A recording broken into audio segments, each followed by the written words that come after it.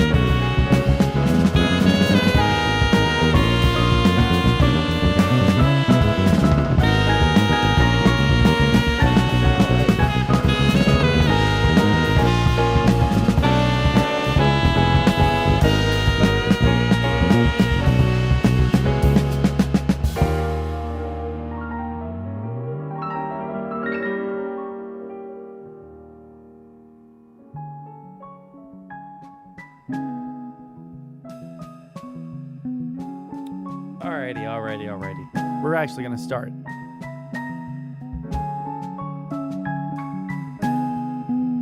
Nah, just like it one time, but I appreciate that. Let me see here.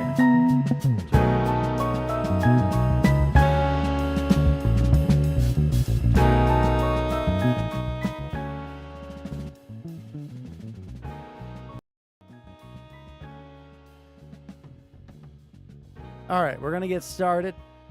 I found out the other day that simply by streaming to YouTube and unprivating or relisting or whatever the fuck the correct term is, relisting those VODs, I can get more watch hours on the stream. So the more people we get to watch the streams, the faster we get to those 4,000 watch hours that we need in order to get monetized and thusly get my editor a full-on paycheck. So let's keep fucking going with that. All right. Otherwise, we'd be streaming to Twitch. Also, if you like the music that I play at the beginning of stream, there's a public playlist on my YouTube that you can click on, and you can find all of the music there, including the ones that I'm too scared to play on YouTube because I don't want to get copyright strike. So today, what we're going to do is we're going to talk to our Econ buddies, or buddy, since paraglobalism is way too fucking cool, way too good, it seems. Way too good to fucking come and do a stream podcast with his co-host. Both of them. Too fucking good for that shit. So instead, he's celebrating some gay fake Thanksgiving, okay? Some lame, loser, fake, not real Thanksgiving in Canada.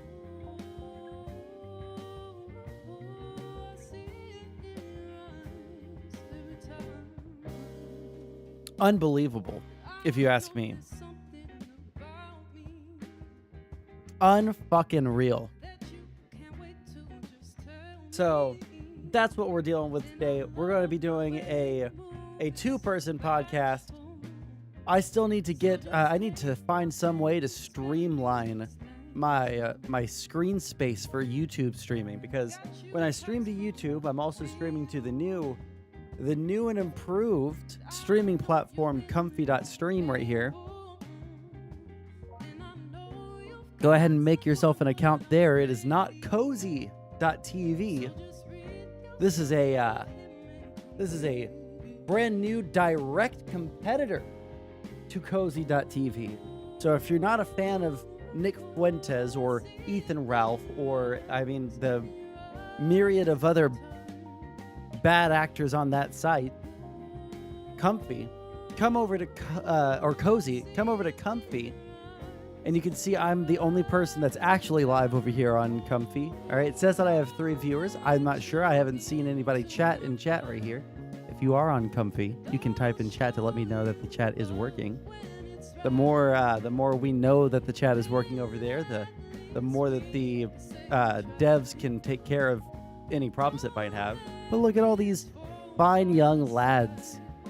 These fine young lads that they have over here on comfy.tv or comfy.stream. We've got the Crucible, the original person, okay? They did fix, for the most part, the chat. But again, this is a brand new website that had a soft launch where the streaming was not, or the chat was not working very well. But then they took a month. They learned from all of the stuff from the soft launch. Now it is officially launched. It seems like, I mean, if you look at the chat from last stream, while the viewership was pretty low for me because it's a brand new platform, they don't have a whole bunch of people. Oh man, Jack, that's a horrible thing to say. Good thing my camera was covering it up. you can see all these other people. We've got the Crucible, the original people that that founded Comfy.stream. We've got Rob Nor, Pod Awful, don't know who they are. Don't know who that is.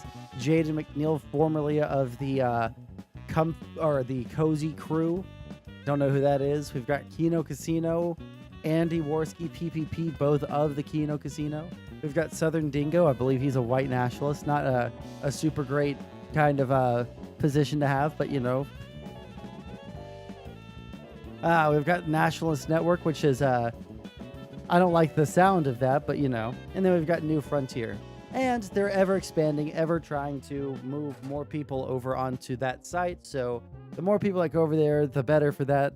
But yeah, this is what we're doing today. We're streaming on YouTube and on Comfy because turns out that I can get a lot of watch hours simply by having my VODs become relisted on YouTube, and that means that is the quickest way for me to get my what is it called my editor some fucking money. All right, which is probably my biggest goal right now when it comes to streaming on YouTube. Okay,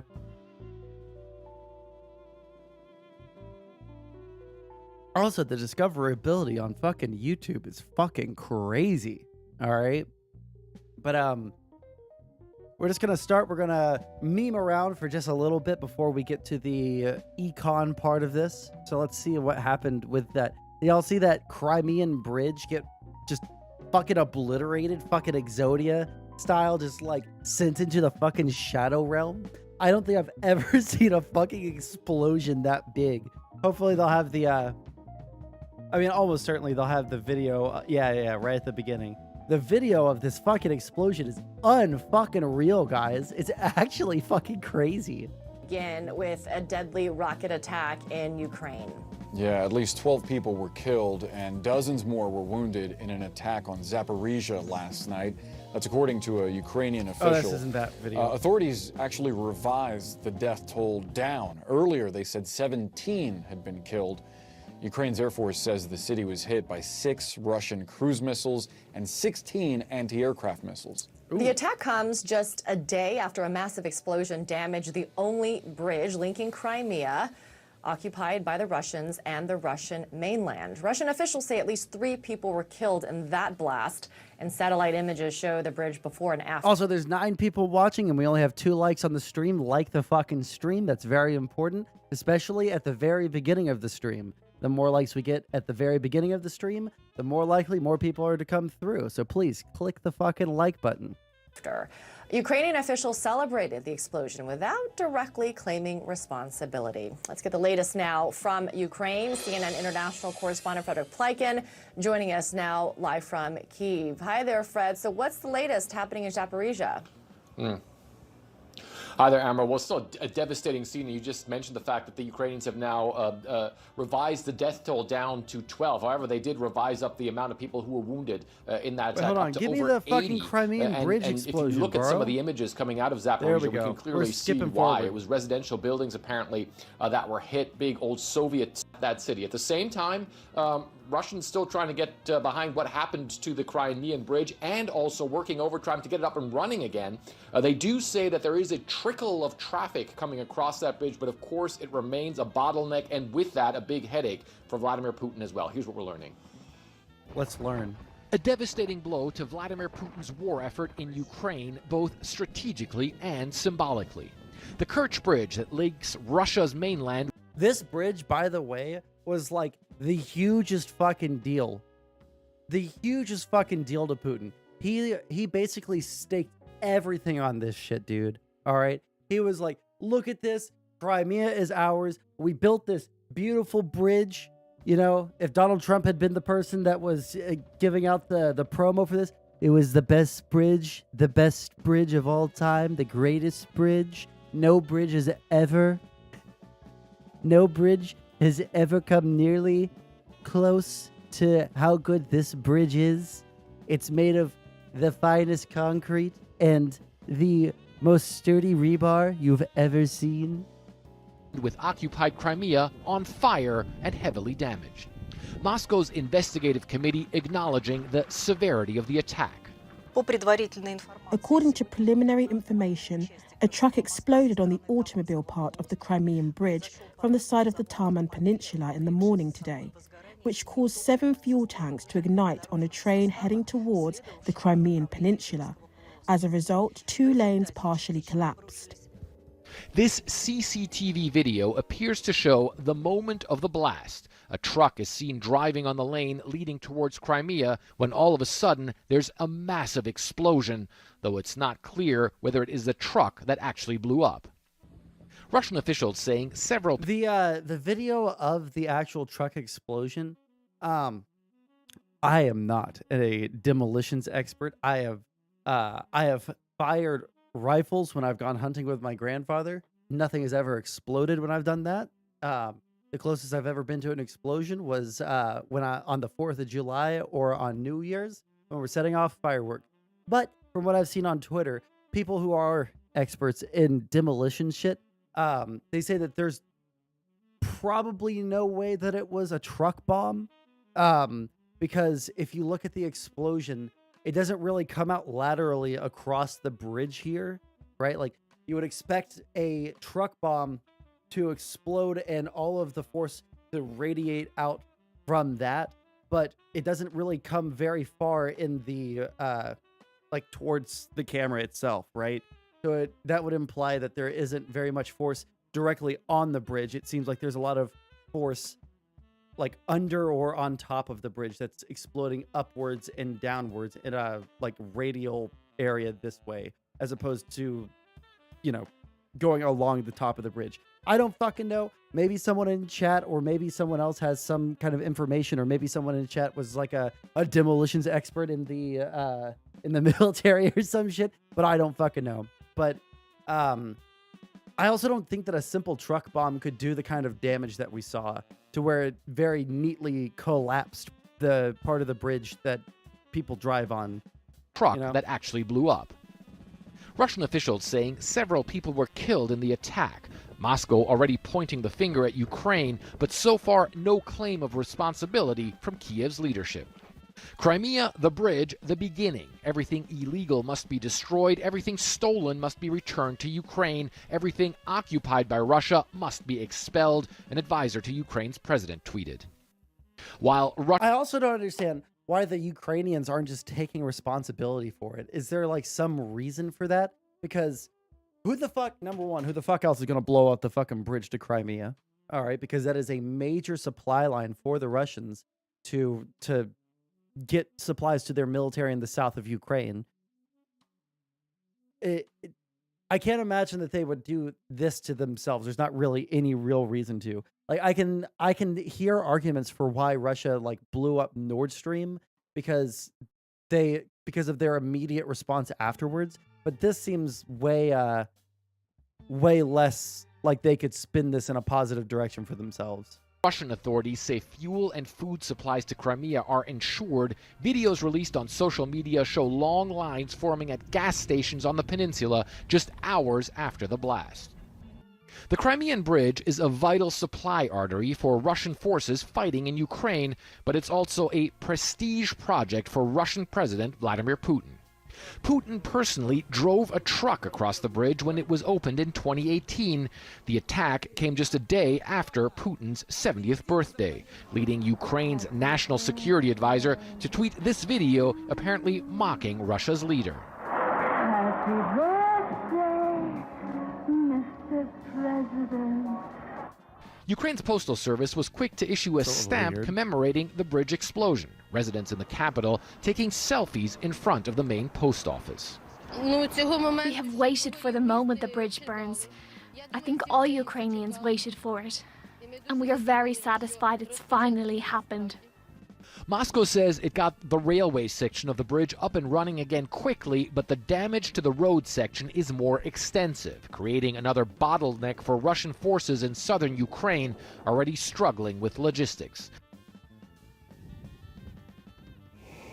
Russian forces in southern Ukraine are anyway suffering losses and have been suffering losses, especially over this past week around the Kherson area. I want to see like and one of the big problems that they've also been having is resupplying their troops. Certainly, that's not going to get.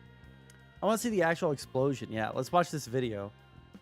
graphic. There's barely. What do you mean graphic content? It's barely anything. So people are claiming that it's this truck right here or some shit.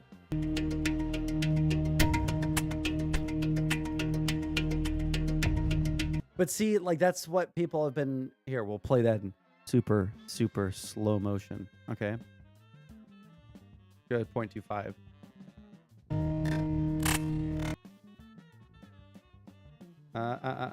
See how the force doesn't, like the force of the explosion doesn't, like the flames and the smoke and all that shit doesn't really follow along this in a way that you would expect it to, because see how far out it's expanding and like upwards and to the left and to the right. I thought it was struck by a missile, saw some boat nearby. I haven't heard anything about a missile. I haven't heard any claims about a missile. I've heard about a boat, but I haven't seen any video of a boat. But like planted charges seem most likely to me based off of things that I've read. But I mean, fuck, dude. Nobody's coming forward with any information, so like it could be fucking anything, I guess, you know?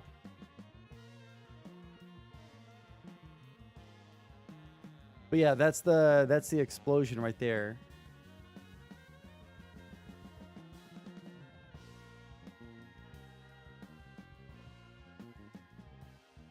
And this is the next day of the. See how the bridge is collapsed like this? I feel like a truck blowing up. He's facing the opposite direction that the camera is facing. I feel like for the bridge to like fall down that far in the opposite direction is pretty. It just doesn't seem very much like a truck bomb to me. But I could be fucking wrong. Again, like I'm talking as a fucking layman here. I don't know fucking anything about explosions. But yeah. The truck exploded on the where the cameraman's back is, and now we have this like long section of bridge over here that's collapsed. The sparks came afterwards. Well, yeah, the sparks came afterwards, but that's probably from like a power line that's running along the bridge, right? But I could be wrong there too. I'm just guessing. This is all. This is just memes. Okay, I don't fucking know. Like that was my first thought. I was gonna say something about it, but anyway, yeah, that's all I have for the Crimean Bridge. I feel like the bridge itself exploding is a sign in the direction that the war is going.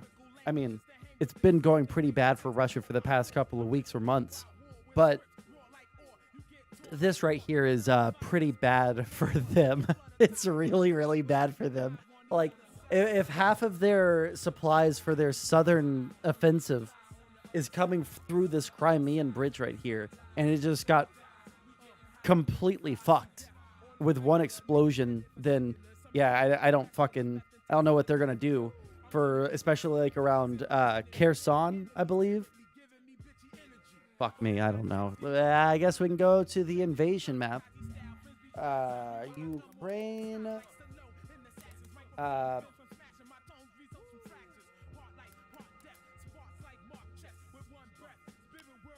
What's that one that everybody uses?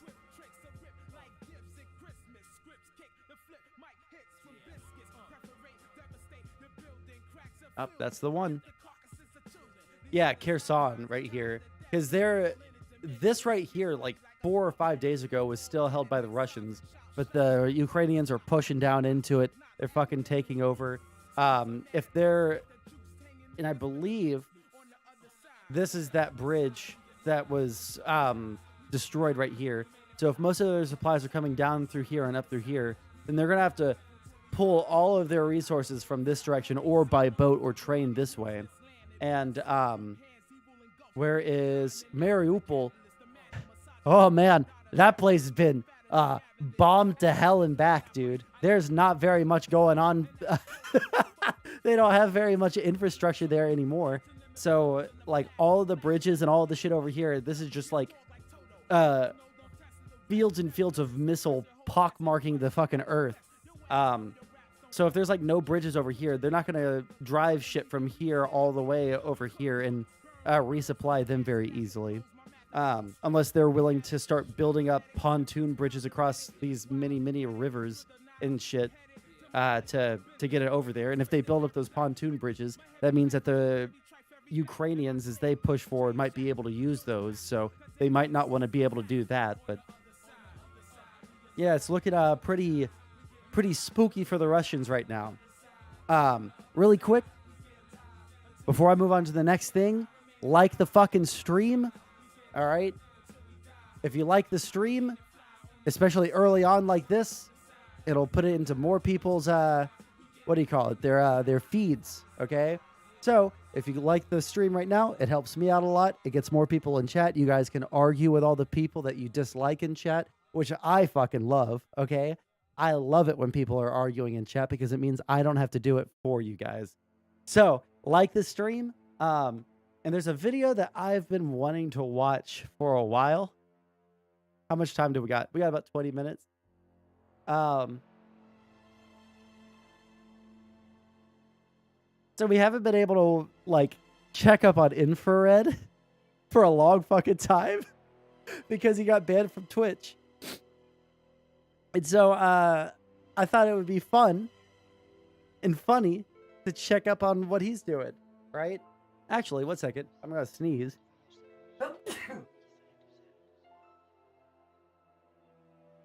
Okay, I thought there was going to be more. Actually, let me look up Social Blade, and then we're going to Infrared. Excuse me? There we go. The Kremlin Gremlin. I just want to see what they're... Ooh. Why'd they lose almost 1 million fucking video views in September? Did they lose a video? Or a bunch? Man. Oh, dude. Twitch has not been kind to this motherfucker.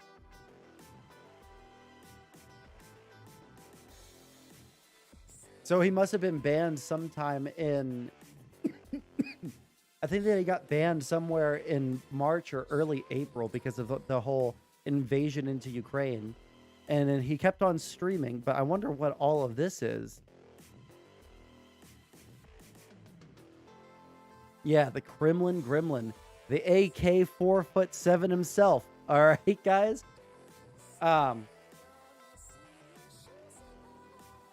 He's just been kind of all over the place, hasn't he?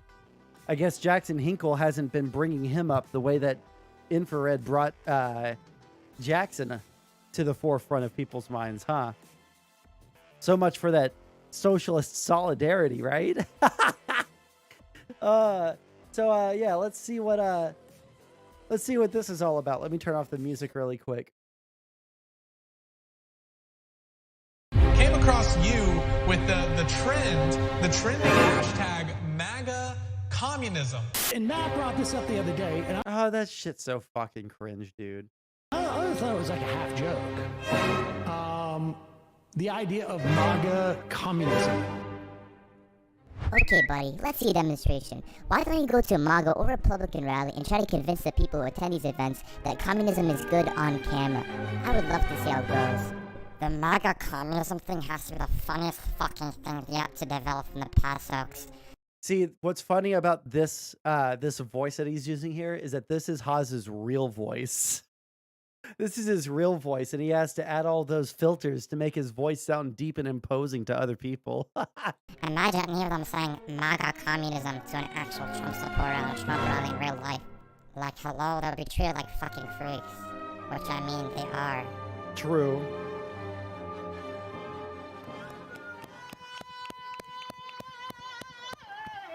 People on Twitter and people all over social media clearly have a wrong view. Whoa, oh my God, Haz in a fucking suit with the branding still on it. He didn't take the tag off. Oh no, Haz, what are you doing, bro? About MAGA people and the Trump constituency. So let's get right into it. So I've got to ask you, because the media has been saying this so... He must want to fucking return that shit afterwards because he's not getting enough money back from his YouTube channel, huh? Are you a hateful, fascist, racist bigot? No, sir. Oh, are you sure? Are you sure? Because see. They all say that I'm an enemy of the country. I am not. I am loving. I'm honest. And you know that's the atmosphere that's the only atmosphere we get here is that it's such a loving. We've been here all day. Recently we saw a railroad strike. I don't know if you heard of it. They used power to come together to stop. That's an immense level of power. Bro, holy shit. I don't know if I can watch it if the audio is going to be this scuffed the entire way through. Jesus Christ. That hasn't been tapped into yet. It should happen, you know, I've said. Oh man, first fucking mistake. He handed the microphone away. Listen, if you're going to be someone that goes out IRL and interviews people, you never ever, you have that shit gorilla glued to your hand and you hold it up to their mouth, okay? When you hand the microphone away, someone will just go off and off and off and off for like half an hour saying some schizo shit, especially like old people or fucking homeless people, some shit like that. You're going to have them going off for way too fucking long. This for many, many years, this country is on the path to another revolution. We walked away from King George because of taxes, right? Where are our taxes right now? So imagine to stop this. Our taxes for the average American, I believe, are lower than they were under Donald Trump. Unless that's my understanding. Maybe we'll ask the Econ guy when we're talking to him. But like, holy shit. Agenda they're pushing, if the MAGA people and the railway workers united to, you know, bring the government back to the people. That would be great if everybody could get together and get on the same page. What if the railway strikers came together with the MAGA people to stop this agenda, to stop the Green New Deal, and to stop the Wall Street and the City of London ruling class from imposing their Great Reset on us? Wait, hold on. But that's not what the railroad strike was about. Yeah, of course they're going to say yes to this, but this has nothing to do with the fucking railroad strike at all. Well, that needs to happen no matter what. So the working class needs to come together, use their power, just like the railway strikers, and when got the power, that's right. Does this motherfucker have a fucking parrot on a string? Maybe I need to go to some fucking Trump rallies. Holy shit, this seems like a hoot and a holler. American country. That's right. We're the 99%. And all we have to do is stand up and it's game over for the 1%. Exactly. That's right. It seems like our government has become completely controlled by this minority of Wall Street and City of London globalists. What do you think about a government by, for, and of the American working class instead? I'm all for the people. Do you feel like our government is owned by big business?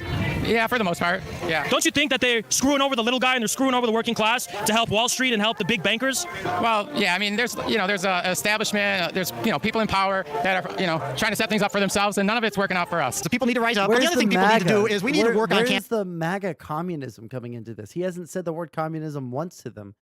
I wonder why. Campaign finance reform. We can't have these big corporations putting in all these dollars into the campaigns because these politicians will listen to their big donors. So we need campaign finance reform as well as term limitations. But if you don't do campaign finance reform, term limitations is going to be a moot point because the big corporations. We already have term limits.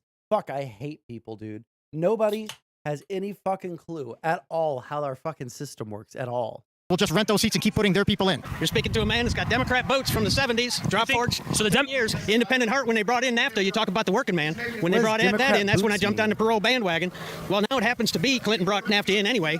Now it happens to be Trump is sporting the same sign in my truck, Hire American, Buy American. Okay, I did the same thing in the 70s, and I was a Democrat. We need so things have flip-flopped, that's all. The Democrats on the left have betrayed the working class. So have the Republicans that go to the left. Yeah. It's the rhinos. How do you look at America? Is it a two-party system, a three-party system? Seems like a one-party system to me. It does. What do you think about the need for Americans to have a government by, for, and of the working class? It was our whole foundation from the beginning. That's what it was intended to be. Don't you think our economy should serve the purpose of building instead of just profits? Absolutely, absolutely. These banks have everyone. We've got truckers in debt. They can't even. All they want is a filthy rich and filthy poor. Oh, they're just. Where's the say communist? Say that you're a communist to them and see what they say, bro. Well, we're at 5 minutes and 10 seconds. Look at the tweets at the beginning. Why don't you go to a MAGA Republican rally and try to convince people who attend these events that communism is good on camera? MAGA communism thing is one of the funniest things yet to develop from Pat Socks. Imagine any of them saying MAGA communism to an actual Trump supporter. I'm still waiting, Haas. Still waiting. All they want is a filthy rich and filthy poor. Oh, they're just trying to burn the country down. That's my take on it. If they can divide it and burn it down, then, the few people that have the well-to-do ones, they'll be just fine, but it's all the other little people in the world that'll lose everything. The Democrats are always saying that they're out here to fight against, but the Democrats are the ones who are controlled by big money and the big bankers. And why do you think that is? Well, I think as the big bankers and the Hollywood liberal types, the perks from the Democrat Party.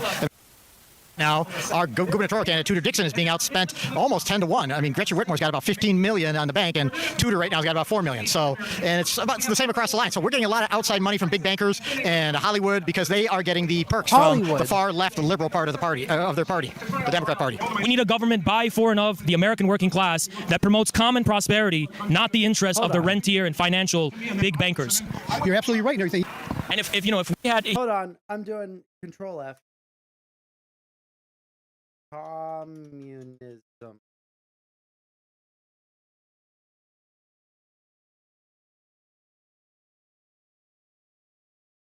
Oh no, are they all in that very, very beginning? Oh no, does he not fucking say communism wants to... Oh, hold on.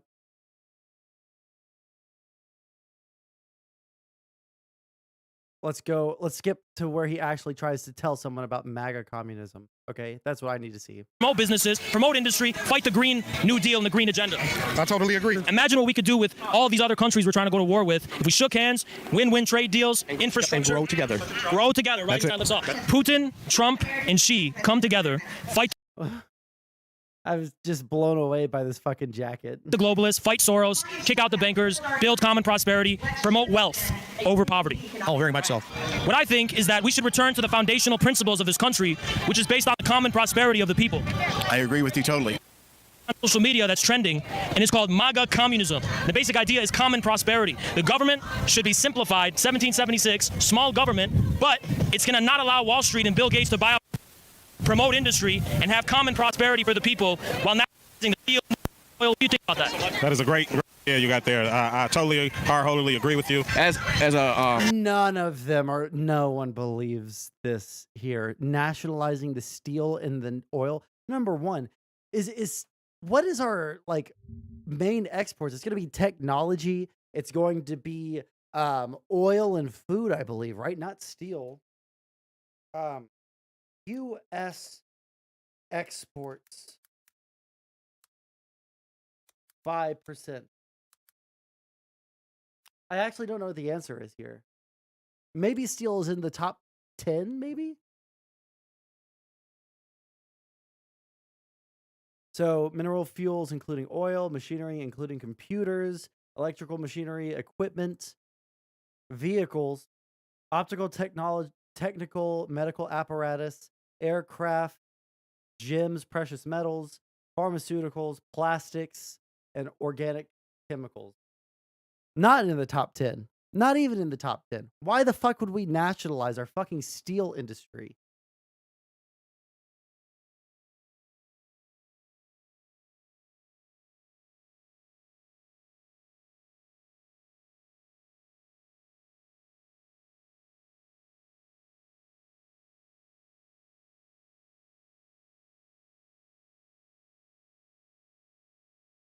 Man, steel isn't even in the top trade surpluses for us.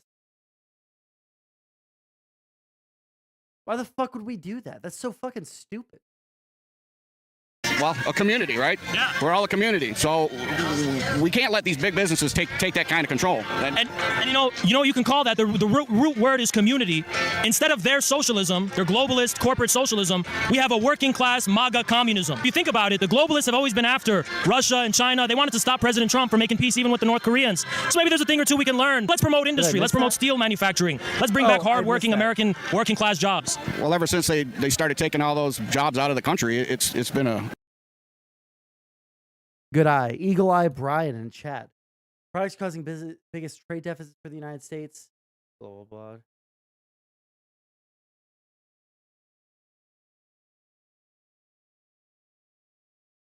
So 28.8 billion deficit. So we're importing more steel than we're exporting. Why the fuck would we nationalize our steel?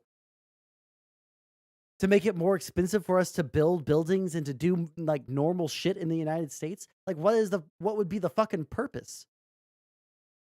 There is no fucking reason for us to be nationalizing our steel industry. Like zero. There's like no fucking incentive unless you just like to make things more expensive for everyday Americans.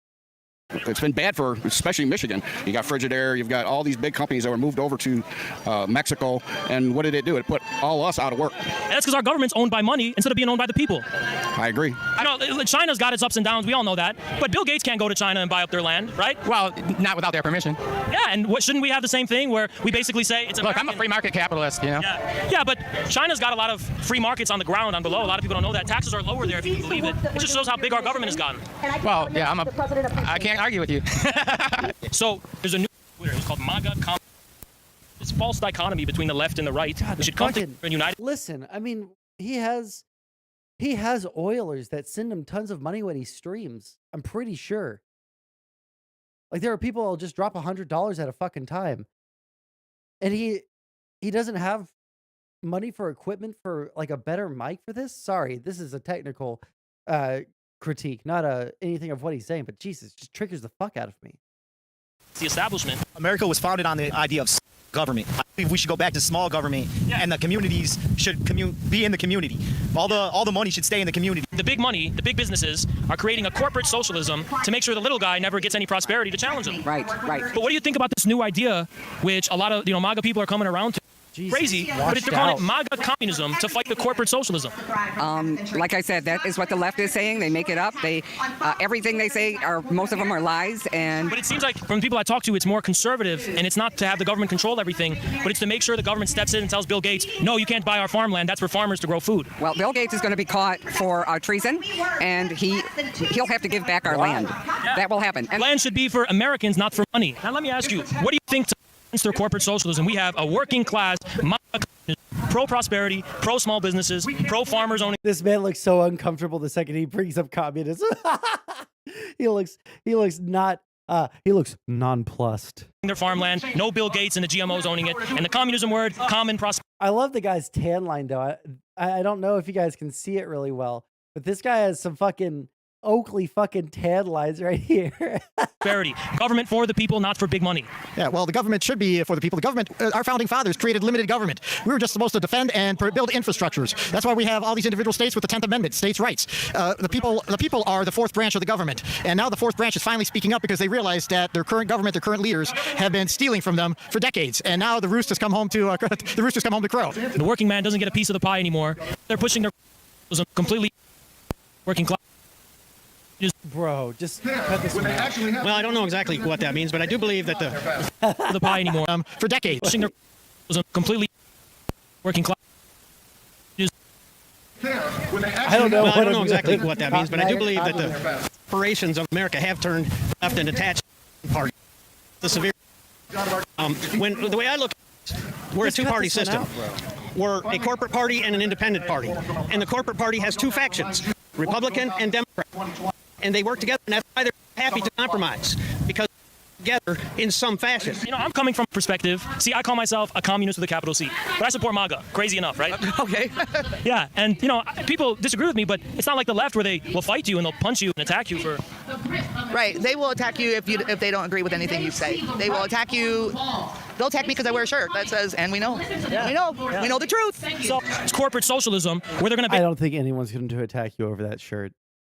I don't think literally anybody is going to attack you, and we know the truth. I don't think basically so. Try to secure the monopolies of the bankers and the big businesses, and let's take over our own oil, let's take our own energy, let's take our own farmlands, buy it up. What do you think about that? I think you're absolutely right about that. So what do you think about this idea of the country, basically the working? You know, I'll say this about Haas for this video.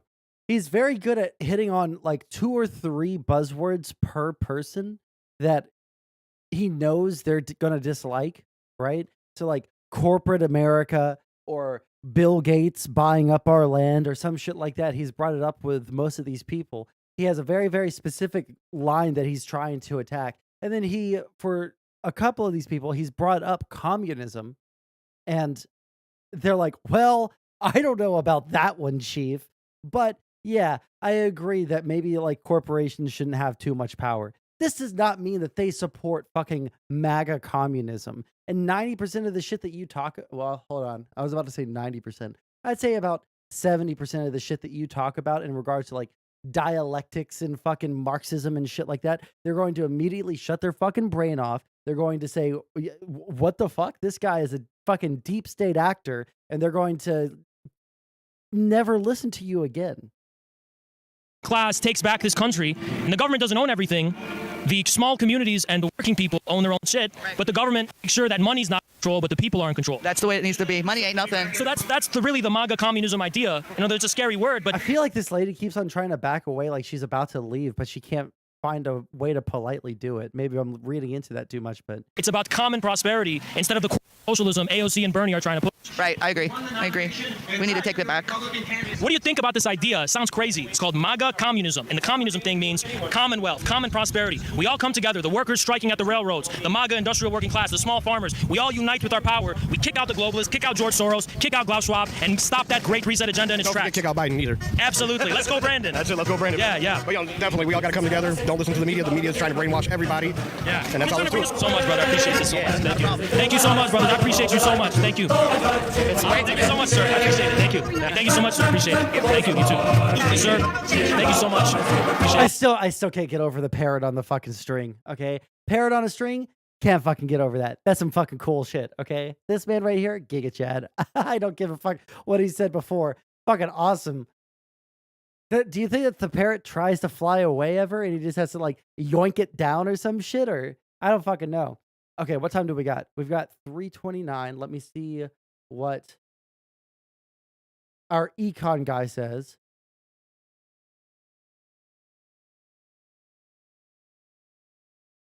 Okay, let me see here. He should be joining the Discord here in any minute. So let's see. If you guys haven't already, you guys can join the Discord.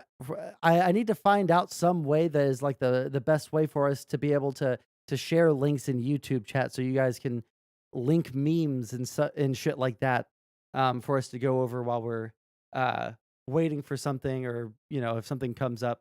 In the meantime, while we're waiting for Micah to join into the VC, we can also, like it says in the YouTube title. Do I have Reddit even on here? No, I don't. Let's see if there's any interesting things that happen at TwitchCon in the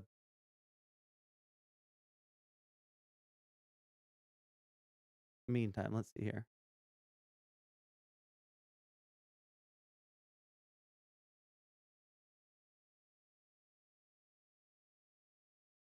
Oh shit. Hey Anita, can I get a picture? Thank you so much. I'll kill you. Fuck off. I don't mind it. I love your streams. They're so calm. Thank you. He's got tits. What? Sorry. It's okay. It's okay. Jesus fucking Christ, that's funny as fuck. Sorry, 1 second. In Comfy Chat, is your meme there supposed to say you owned Britler? I don't know what the fuck that means at all. But in the Comfy Chat, they're saying that Biden literally tells corporations who to ban. It's already blatantly anti-First Amendment regime. I don't know what the fuck you're talking about there, dude. If you have anything at all that would, like, if you have any link that shows Biden telling Twitter who to ban and when to ban them and for what reasons, that would be fucking awesome. But I've literally never seen that shit, literally ever, by any news fucking organization. Not even a right-leaning one. What Haas is saying is mostly true. He's fucking up by thinking he can find allies in MAGA. Well, right. The whole MAGA communism thing is so fucking stupid. No one in MAGA, like half of the whole like MAGA ideology is that there's, some deep state actors who are using Marxism to subvert our society, Didn't Zuckerberg say the Biden administration tells him who to ban? No. Zuckerberg and and our Congress have met together multiple fucking times, and I believe all of these have been public. It's all been congressional hearings into social media stuff, right? So they'll definitely say like, oh, well, do you think that these sorts of people should be banned? And then Facebook has the option whether to like say yes or no because it's their private platform. Now, I don't support the extent to which we've done the deplatformings up to this point. I feel like there's been this argument back and forth for the past couple of years about like, well, it's a private corporation and they can do whatever they want, right? They could just do whatever they want. And I think that there was plenty of merit to that before, but at this point, it does feel like there's a lot of just deplatforming for the sake of, not getting the blowback from, from people on their platforms, Yeah, he said it in a hearing. Yeah. So like it's not like the government can tell someone who to ban and why they should be banned, right? But they can apply pressure to those corporations in the same way that corporations apply pressure to the to our government itself, right? Micah.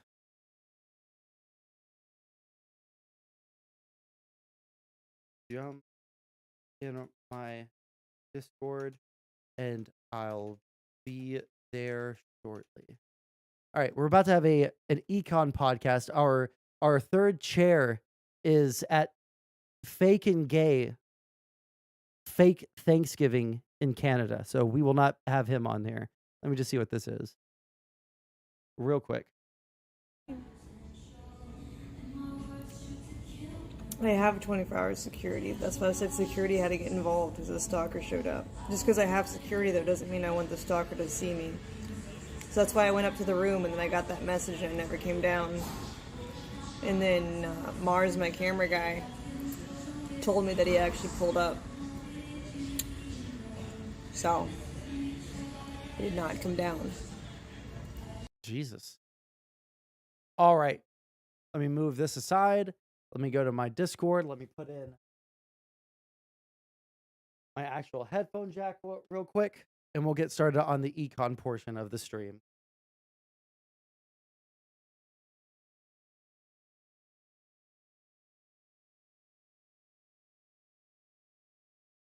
Test.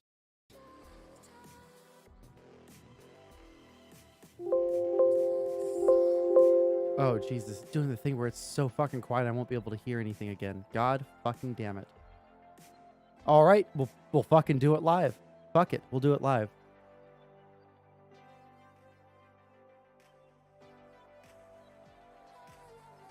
Oh, wait. I'm to go start streaming. Hello. Can you hear me? Yeah, sorry. I was on the phone. You're all good. Good. Do you need me to mute for a second? And No, that's fine. I just hung up. Is it coming from my mic? yeah, it's coming from your mic. Okay, cool. Let me see here. Let me full screen this. Let me. Para is amazing. He's an amazing guy. Para is an amazing dude. Ditching the podcast that is his intellectual little love child for Fake and Gay Canadian Thanksgiving of all things. Cringe. Absolutely cringe, dude. Holy fucking shit. Okay, I'm going to boost you up as high as I fucking can. For some reason, whenever I put in my headphone jacks, it immediately makes everything ultra quiet in my headphones. So I'm just gonna make sure I have. That's interesting. Yeah, I have no clue why it is. So we're talking about inflation today? Is that what we're talking about? Yeah, I thought I would ask you a couple of questions. I don't know if we'll do the full hour and a half like we have been doing for the past couple of streams, but yeah, I thought because inflation is such a big issue right now with almost all of the hot button issues that's going on, it's probably an interesting thing to talk about, Oh, I definitely think so. Yeah, so if you want to give yourself an introduction, we're streaming to YouTube and to comfy.stream right now. So some of these people probably have not seen either of our previous conversations. Okay, wait, just tell me whenever it starts. Or is it already started? We're live right now. Oh, we're live. Okay, let's go. Sweet. That's amazing. Way to warn me. But yeah, that's fun. Nothing to hide here. And I have actually, I have a limitless number of topics. I have a whole entire topic list for articles I need to write. So if we ever need topics, I got you. I have so many. All right. Well, I feel like this one's going to be heavily skewed towards like viewer questions and shit like that. So we'll see how cool. everything goes. So first off, who are you, and what are your fucking qualifications? Oh, it's okay. Hello, everybody. My name is Micah Irfan. I tweet and I write. I'm an Econ student. You can find my newsletter at my website, micahirfan.com. I also am an organizer at the Center for New Liberalism, or as people used to call it, the Neoliberal Project. I do not represent them with everything I say here, obviously, but they're really cool. And if you agree with me on a lot of things and you think I have good ideas, you should definitely join them. And if you disagree with me, you should still probably join them because they're really great. Awesome. So also what we should do before we start is we should put out a tweet that has the stream information in it. Let me see here. Copy. Okay. And I'll send it to you, and I'll give us a little preamble, and you can craft a tweet, and I'll retweet it. Okay. I'll give it in our Twitter DMs right there. All right. So today what we're going to be talking about is some inflation stuff. And it's not, I wouldn't recommend just typing in inflation into Google. You'll find some really, really disturbing images, a lot of it having to do with Sonic the Hedgehog. So we're just going to talk about the econ related inflation. And in the past, I feel like year and a half, basically, actually, since Biden has been elected, there's been this huge focus on inflation and how all the policies that Biden is doing is jacking up inflation. No one's going to be able to afford food. We're racing rapidly and intrepidly towards a massive recession. And so I feel like there's a lot of stuff, even from my very, very, very ultra layman's perspective on econ shit. There's a lot of stuff that people leave out in this conversation. And we can just go through a bunch of those. I'll copy and paste some questions from chat throughout the conversation. And we can just kind of play it by ear for this one, since it's just the two of us. Yeah, for sure. So, sounds great. Micah, what is inflation? So inflation is a rise in the general price level. So basically, whenever we see all across the economy that goods and services are on average getting more expensive, we consider that inflation. Now, inflation can be measured in two different ways. It can be measured by looking at the entirety of total prices, or it can be measured by looking at a specific basket of goods and services. So usually when we're talking about inflation, we're thinking about the latter definition because we're trying to talk about the inflation that actually consumers experience. And so in that basket of goods and services, we'll say about, a certain percentage of our money goes to gas, a certain percentage of our money goes to whatever, such and such electricity. And that's kind of how we tabulate the inflation rate that you usually see reported, that we see being talked about. It's like 8% or 6% here or there. Yeah. So in relation to other periods of inflation or economic downturns in recent memory, how would you say the inflation rate over the past year and a half has been? Would you say it's catastrophic? Would you say it's bad but not need for extreme worry? So I mean, inflation is kind of bad for a bunch of different factors. One, it hides consumers' ability to make rational price decisions, because usually when we make a decision between different products and consumption decisions, we have a mental reference sheet of how much other things are worth. But when inflation's changing and prices are changing really quickly, we're not really able to reference that kind of mental understanding because everything's changing so quickly, right? And so the idea is that consumers will make irrational consumption decisions because they have hidden information. That some businesses will get away with raising prices probably in a way that is not justified. It also reduces markets' kind of stability, people's ability to plan ahead, and it reduces people's faith in a currency. And so all of these are the reasons why we usually consider inflation to be bad, especially in the long run. And we've seen inflation over the past year has been much higher than it usually has been. Actually, for the past couple of decades, inflation has been remarkably low. The target that the central bank has is about an inflation rate of about 2%. And usually they actually haven't even been able to get us that high. We've had too low of inflation. We've had like inflation in the 1.5, 1.8% range. So this is definitely a big change. But I would not agree with kind of the libertarian types who think that this is like Weimar Republic, like the economy is going to collapse and it's the end of the world. I think it's a massive over exaggeration.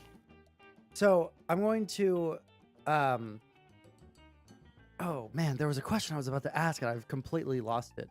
I think that one of the things about inflation that not a lot of people are focusing on right now, or that they're maybe focusing too much on, is how do we adjust and fix our rate of inflation. And I actually have a video, and I'll screen share it into this call right here. Let me see here. Share my screen. I'll full screen this. Let's see here. All right. And we can, if you need me to pause at any point, I'm going to put it up to probably just a little bit faster than the normal playback speed. But we can see what we think about what this guy says about inflation right now. The title of the video is "The Fed Was Wrong About Inflation and About How to Fix It." So my understanding is that inflation is a thing that is mostly controlled through like the Fed increasing our interest rates, right? That's basically the only thing that the federal government can do directly that will affect inflation. Is that correct? Well, there's actually more tools than that, right? So the interest rates is probably the most potent and the policy tool of first resort. But the central bank also engages in open market operations where it will essentially purchase securities like government bonds, even sometimes corporate bonds. And so that inserts more reserves or money into the to the system. Hello. Oh, they're gone. Okay. Yeah, I'm just trying to disconnect them. Not right now, Dingo. Okay. Okay. There's also other tools they have. So kind of connected to the interest rate is the overnight rate, which, I mean, that's when we talk about interest rates, that's usually included. But that's basically the price of lending out new reserves. The central bank can create an unlimited amount of reserves that private banks can use, and they use that as the basis for creating new money.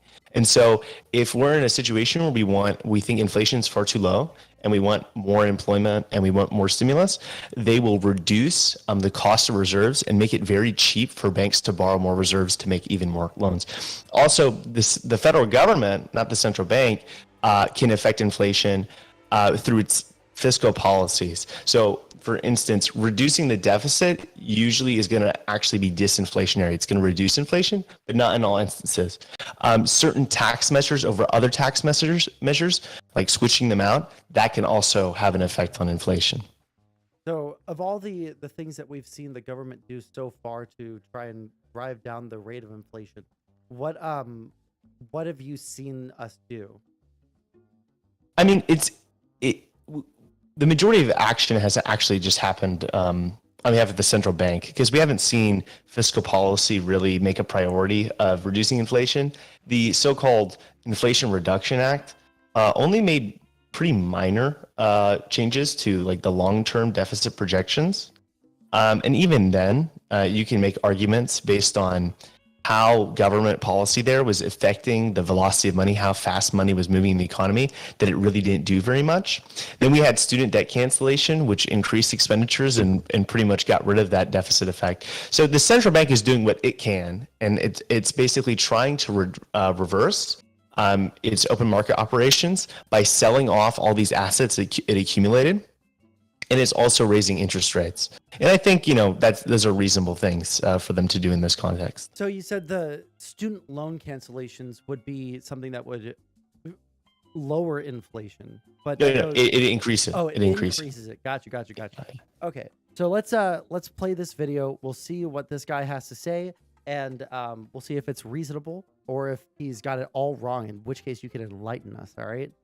wrong. Number one, they kept putting money into the economy at a rapid pace. Number two, they seem to be saying that inflation is where it is because the economy is strong. It isn't, and that the labor market is strong and wages are getting out of control. They really aren't. But why does that matter? What you've got is inflation. So what really matters is what you do about that, not how you explain the inflation. Right, Charlie, or I'm wrong? Well, it matters. If the analogy I use, if you walk into your doctor's office and you've got a bad case of COVID, and he denies you have COVID for 2 years, and then he says, okay, I admit you have COVID, and the way I'm going to fix it is by bleeding you with leeches. That's what's happened now, is that the Fed was wrong for 2 years. They not only didn't see inflation, they made it worse by pumping $80 to $90 billion of cash into the economy. You had a great graph showing M2 money supply increasing 40%.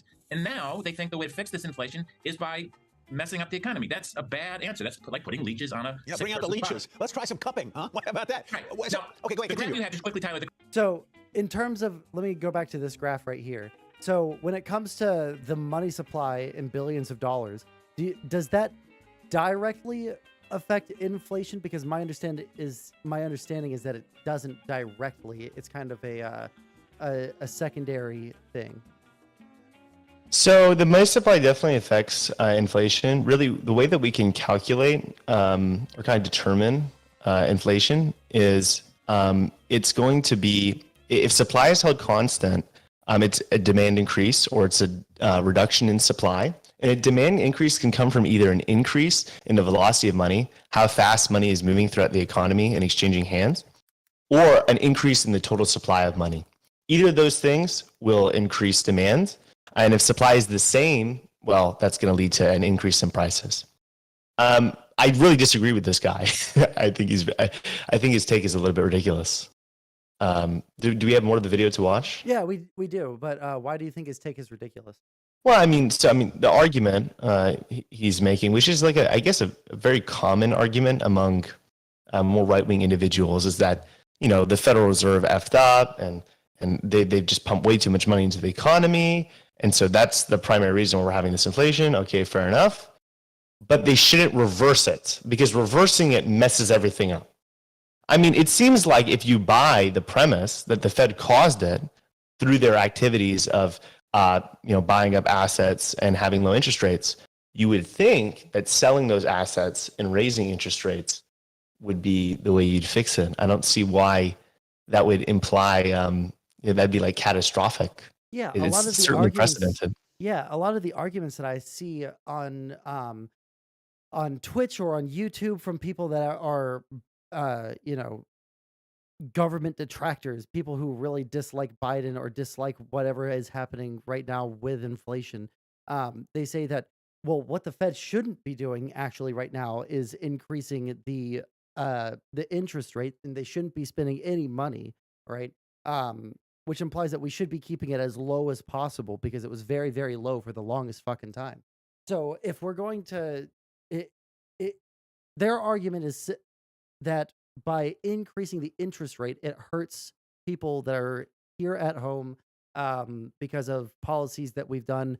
Both, for instance, one of the big ones people will say is we've been sending all this money over to Ukraine, right? So we're increasing our spending because we're sending money to Ukraine. And because there's a war in Ukraine, that's also jacking up the price of oil. And because there's so much increase in the price of oil, that means that because everything is made out of oil, plastics, and transportation of goods, that's going to necessarily increase the price of everything. So the combination of those two things, sending money to Ukraine and the oil shortage caused by that, is the primary driver of inflation. Would you agree with that or no?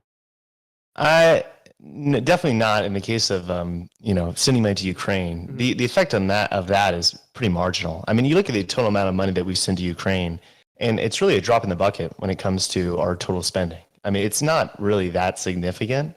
It's a lot of money for sure, but America is a pretty big country, and even then, even if it was a larger amount of money, the only effect it would have on inflation is in terms of basically increasing the deficit, increasing the velocity of money.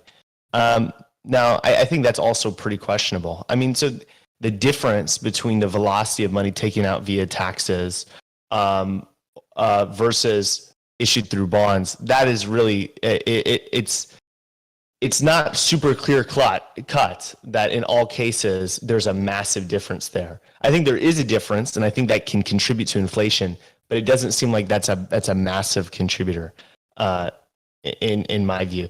And I think it's interesting that right wingers would make the argument that our inflation is the cause of basically supply chain issues, because that's actually traditionally the left-wing argument. A lot of people say the Federal Reserve didn't do anything wrong and inflation is transitory. It's because of COVID lockdowns, China, locking down, supply chain disruptions, and kind of oil supply problems.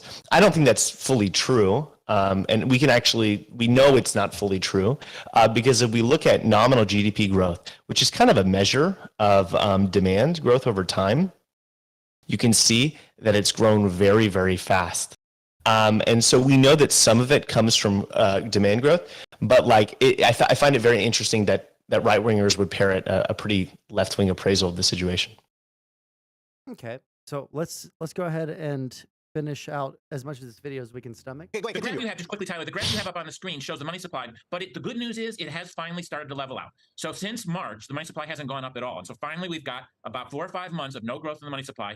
That is going to mean that we get a slowdown in inflation, but there is a lag. And so for the rest of the year, we're going to have 8% inflation or so, but next year it'll be down a little, probably 5 to 6%, but it's not going to be helped by the Fed trying to crush the economy. So is there, so that leads me to my next question. Is there a prescription, Dr. Bobrinskoy, that doesn't involve leeches and doesn't involve cupping that would get us where we need to go that the Fed is overlooking? Or are they doing fundamentally using what tools they have? What other tools could they use? Yeah, I would just like them to not make things worse. And the good news is things are getting better. Indicators are all over the place that things are getting better. Shipping costs are down. Commodity prices have stopped going up. Wages are up 5%, but that trailed big increases in inflation. So wages are actually a mild depressant of CPI. So there's lots of indications that the worst is behind us.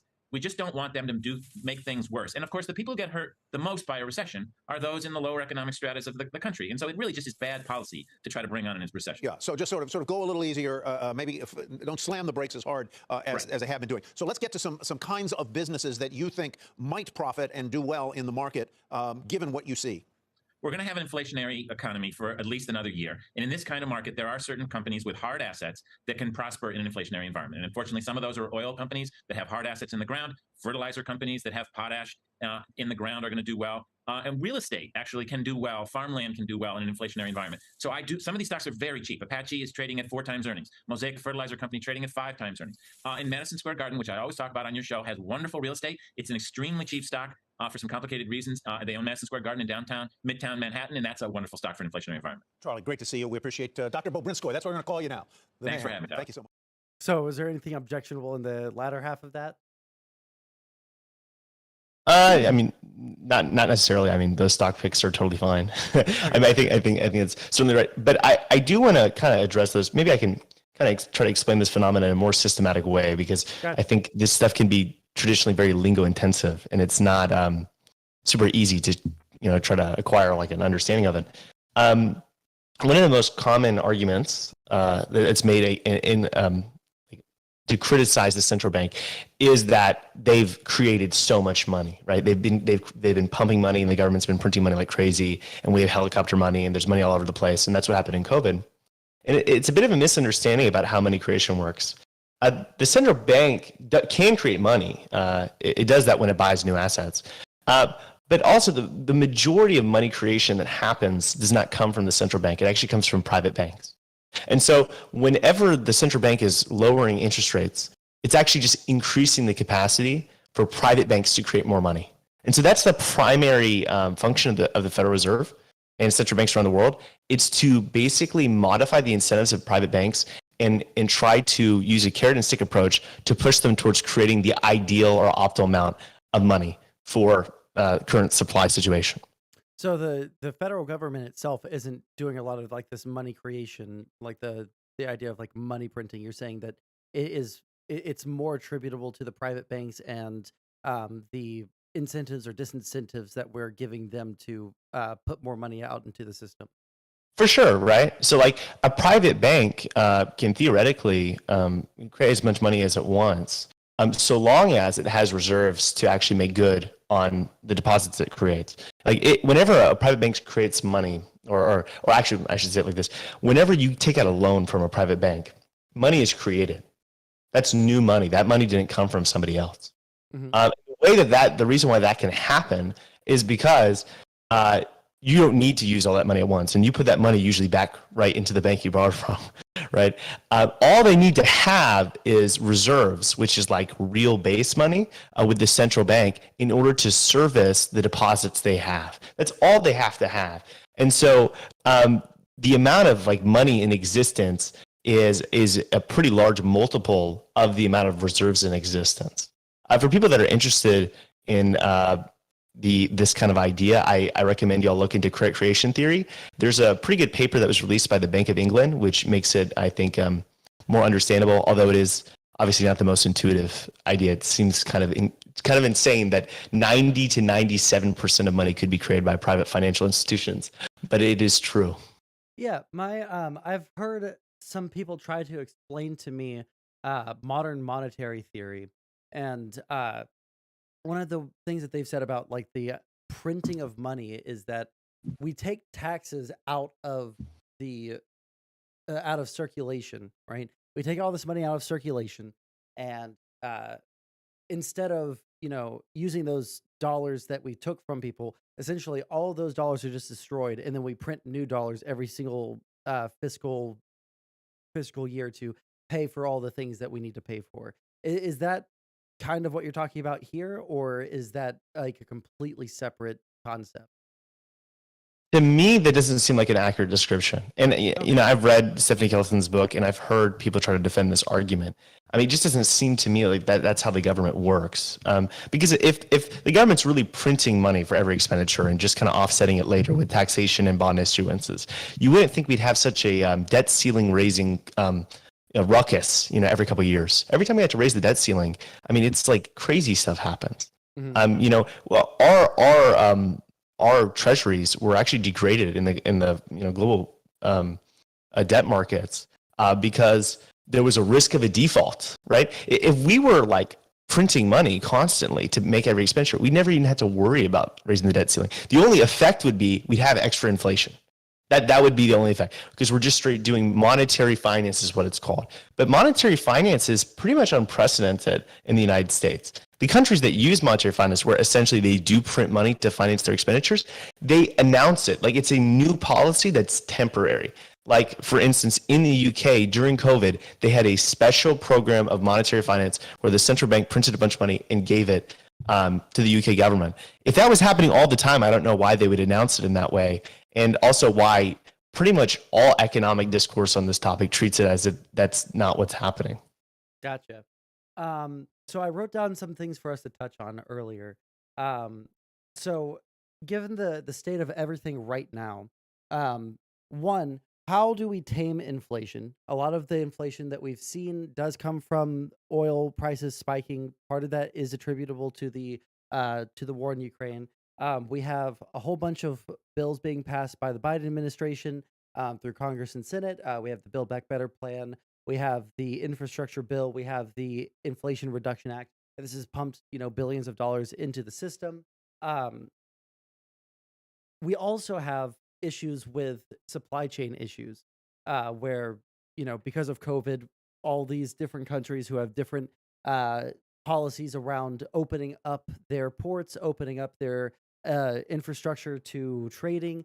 That also is a massive contributor to our inflation right now. And we can see inflation all over the world outside of a few countries. Like Japan has deflation, I believe, right now. Although they have very minor inflation. Oh, do they have minor inflation? That's remarkable because they generally have deflation. Yeah, I was about to say that's not like a crazy thing for them to have deflation given their economy itself. But if we look at all these different factors, how would you say we should tame inflation? And are the things that the Biden administration and our government right now is doing, do you think that those things are being effective? Okay, so I think we have to take a mixed approach in regards to whether the Biden administration is doing a good job. I mean, I'm a big fan of the Biden administration, but I don't think this is a big priority for them. I think they just kind of left it to the central bank because they know, the policies you need to pass to actually fix this are mostly untenable. There's some really, really low-hanging fruit, though, that I hope they grow to embrace. and which some Democrats have been proposing, specifically those Democrats in the New Democratic Coalition. And essentially, these are supply side issues, right? So you can reduce inflation by either decreasing demand or increasing supply. Ideally, a good policy approach would be to do both, right? Because we're seeing inflation is coming from a decrease in supply and an increase in demand. And so when it comes to supply increases, a lot of these are really easy policies that have almost no downsides, like the Jones Act. Jones Act is a pretty terrible regulation that affects how cargo ships are basically able to do their activities in the United States. It's very restrictive. It's really silly. We should abolish it. I think Noah Smith has a great article on this. I recommend everybody read that. What's like a very short summary of what it does? TLDR Yeah. on the Jones Act. I believe it has to do with ship docking. Okay, let's see. Let me see if I can read you a really quick summary.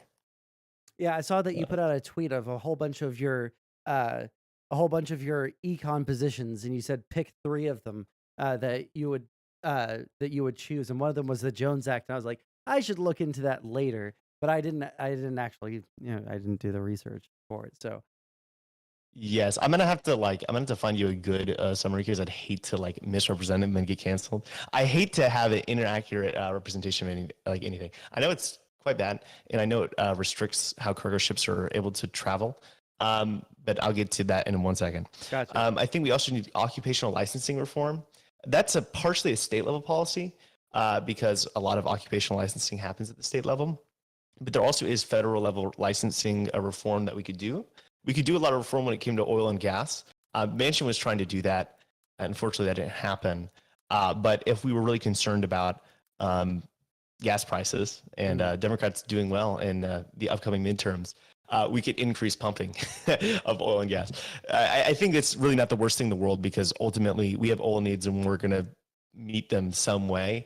It's just a decision about whether we want it to be oil that we make here or we want to pay exorbitant prices to OPEC countries like Saudi Arabia. yeah, I looked into this a little bit when people were saying that we're just not pumping enough oil, especially like near the beginning of the war in Ukraine.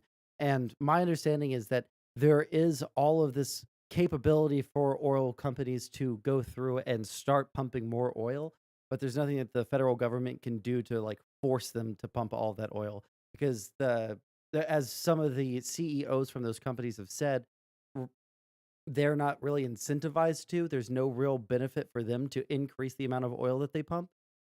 So the increased price of gas, they can return dividends to their shareholders, which they've been needing to do since the beginning of the pandemic, and now they're able to do that because of the increased price.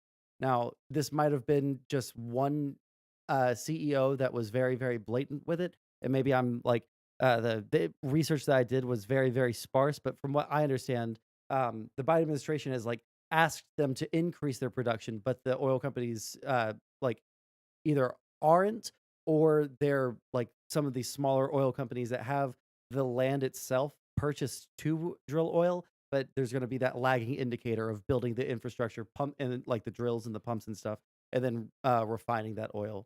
So those 2 factors right there make that hard, unless you know. I mean, it seems kind of implausible to me that it would not increase the profits of these companies to grab a higher market share. Because I mean, while it is true that high gas prices can make them more money, their decision is, don't produce more. And I guess their production by producing marginally less themselves that has a very marginal impact on total prices, or produce more and maybe that decreases the price of oil by a few cents because each company is pretty small in the grand scheme of things.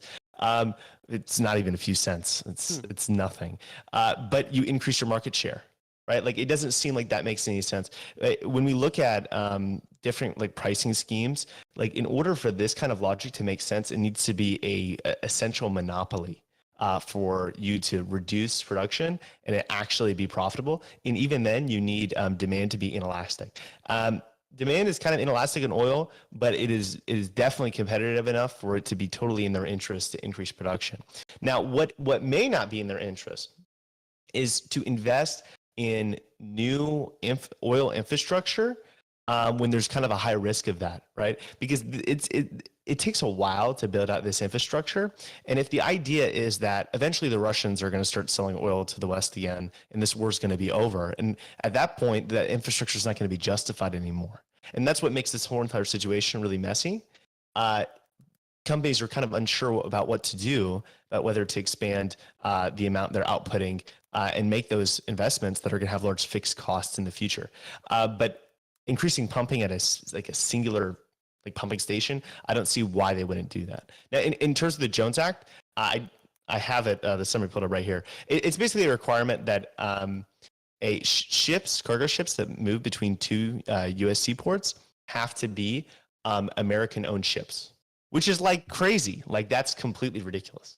And the crew have to be a majority U.S. citizens. And so, that's just bad. How long and there's have a lot we of had this in effect? We had this since 1920. Oh, okay. Well, maybe it's time to revisit this one, huh? Yeah, maybe it's time to rethink that, right? And so I think there's a lot of regulations that are similar to this that we could just completely remove, and I think that would fix some supply side issues in that regard. I think also we could embrace more free trade, and that would lower costs certainly.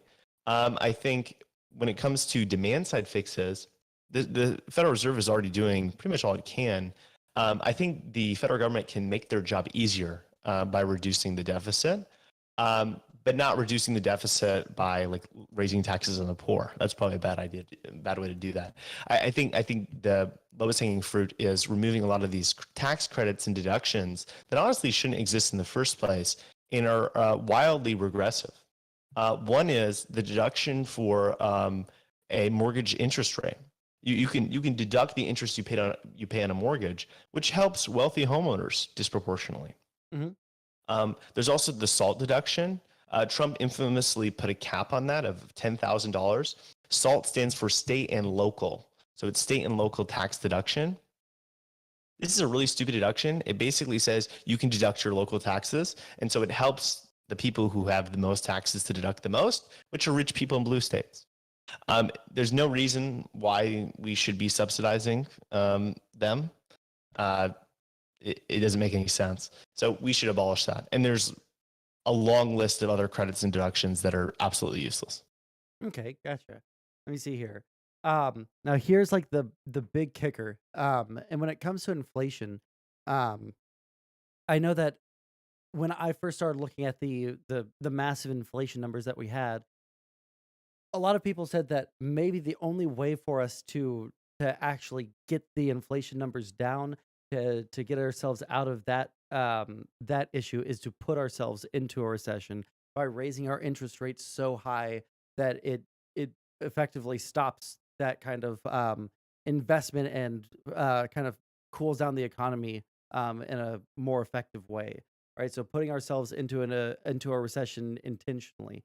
But other people are saying that the inflation itself is just going to cause a recession that is disastrous. It's going to kill everyone. No one's going to be able to afford food. No one's going to be able to eat. So you gotta start stockpiling fucking canned goods right now. Learn how to make pemmican, all right? Because the fucking end is near, all right? Get your ammo ready, all right? Because it's going to be way too expensive in the next couple of months. And people are going to be desperate for food. Do you think that, A, we are heading towards a recession? B, do you think that a recession is necessary? And then C, if we are, then how bad of a recession are we looking at? Okay, so are we heading towards a recession? Maybe. The recent reports have been quite good, all things considered, but it's possible. And the reason why it's possible is not because the central bank is malicious or they hate poor people, or they think that the way we tame inflation is by sacrificing poor people to it, as some left-wingers tend to think. But they need to maintain the trust of the market. They have to, right? If people don't trust the central bank, you can basically have expectations-driven inflation, where essentially people expect inflation to be 8%. And so they automatically raise the wages of their workers and prices by that same amount. And so even though there's no reason inflation should be this high for demand and supply issues, inflation persists on and on and on. And that's bad. You don't want inflation nearly that high. It's not an ideal level of inflation.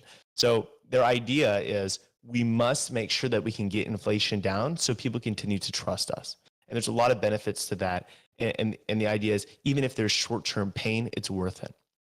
Now, in regards to number two, is a recession worth it? Like, should we just do a recession? Should we aim for that? Of course not, right? And a recession is certainly worse than having less than even two-digit inflation. I mean, it's like 8%, 9%, even like 12%. I mean, Brazil maintained one of its highest rates of economic growth with inflation averaging around 20%, right? Inflation is not the end of the world. And a lot of Latin American countries have inflation that's consistently much higher than ours. It's not great, but it's certainly, I mean, we don't want a recession. That's pretty terrible. And I guess number 3 is invalidated by number 2. Yeah. All right. So I guess like in terms of like the questions that I have, I'm mostly dried up on those. I have a couple of questions from the from chat. So let me read this one. When talking about inflation, ask about the potential deflation down the road due to the Fed raising interest rates and what that might look like. I think deflation is really highly unlikely because I don't think interest rates have been raised nearly enough to actually do that. Although it's possible, right? If we do get the inflation scenario, you know, and deflation and recessions usually go hand in hand. I just don't think it's too much of a risk right now, although we should be mindful because deflation is pretty bad. We don't want that, certainly. What sort of things could put us into deflation? I mean, it's kind of the opposite of the causes of inflation, right? So if we see like supply increases so fast that like demand can't keep up, which is very rare, you could see deflation where the value of the purchasing power of dollars goes up in the domestic market. Or you could see a demand drop, which is what's more common, that's so steep that you know, now supply is, I mean, proportionally speaking, the value of dollars has gone up. In either case, it's bad because it usually causes a recession or worsens it. And so that's why we should try to aim to keep a certain amount of demand growth to make sure that demand is sufficient to get the maximal level of economic growth we can sustain. Because businesses won't invest if there isn't sufficient growth of demand, right? If we're not in an economy where we think we can sell another 30 donuts or twice as many donuts, we're not going to make more donuts. And we want the economy to grow. We want everybody to be producing as much as they possibly can. And so that's why we support a little bit of inflation, because we want to make sure demand growth always has enough cushion there that it will be able to accommodate as much as we possibly can do. We had a question about the gold standard and whether or not going back to the gold standard would be helpful in our current environment. A gold standard is a terrible idea. I mean, it's one of the silliest ideas that I'm really shocked still remains relevant in anybody's in any discourse anywhere. I mean, even right wingers like Milton Friedman have disparaged it because it's clearly a ridiculous idea, right? The idea is this: paper money has no intrinsic value, and so we need to switch to something that has intrinsic value. Yada yada yada. I mean, that's not even true. Because paper does have some value. If you look at what happens to recycled dollars, it goes into fertilizer. Now, paper money may not have very much value intrinsically, but it's more than zero, right? Yeah. And so any means of exchange is going to have a value that's far past its intrinsic worth, right? Because it's the means of exchange. Right, exactly. It has to scale to be able to match total economic output, or it can't work as the means of exchange. Yeah, it's a The value of representation of the value, not the actual value itself, which is why I've always questioned, even before I knew anything about Econ, when someone said, well, this dollar needs to be as valuable as like an ounce of gold or whatever the fuck they want to do, right? But that seems just like really fucking crazy to me, because even back when our coins were made from gold or from silver or something like that, right? It like a 1 gold coin didn't actually, you could probably buy a lot more gold with that gold coin than it was worth being a gold coin, right? Yeah, it's at the time we just had a reserve system where a lot of times people were using notes, and it would just stay in place for gold. So there wasn't like gold coins. That was probably like 1400s, 1500s, 1600s. But for the majority of the time we actually had a gold standard, it was just pure gold that was supposedly sitting in the vaults of banks. Yeah, but it's silly because it's always going to scale to total output. So if total output's 30 trillion, well, guess what? All the gold is going to be worth 30 trillion or more than that, right? And it has to be before it to actually work as the currency. And it has a clear disadvantages relative to a fiat currency system. There's way less flexibility, right? If we want to increase demand by increasing the supply of money during a recession, we want to stave off, the next Great Depression looming. Well, right now we can do it. We can print money, and we can increase the capacity for private banks to create money and create credit, which is awesome. And it's really great. That's why recessions are less common than they used to be. In a gold reserve system, tough luck, buddy.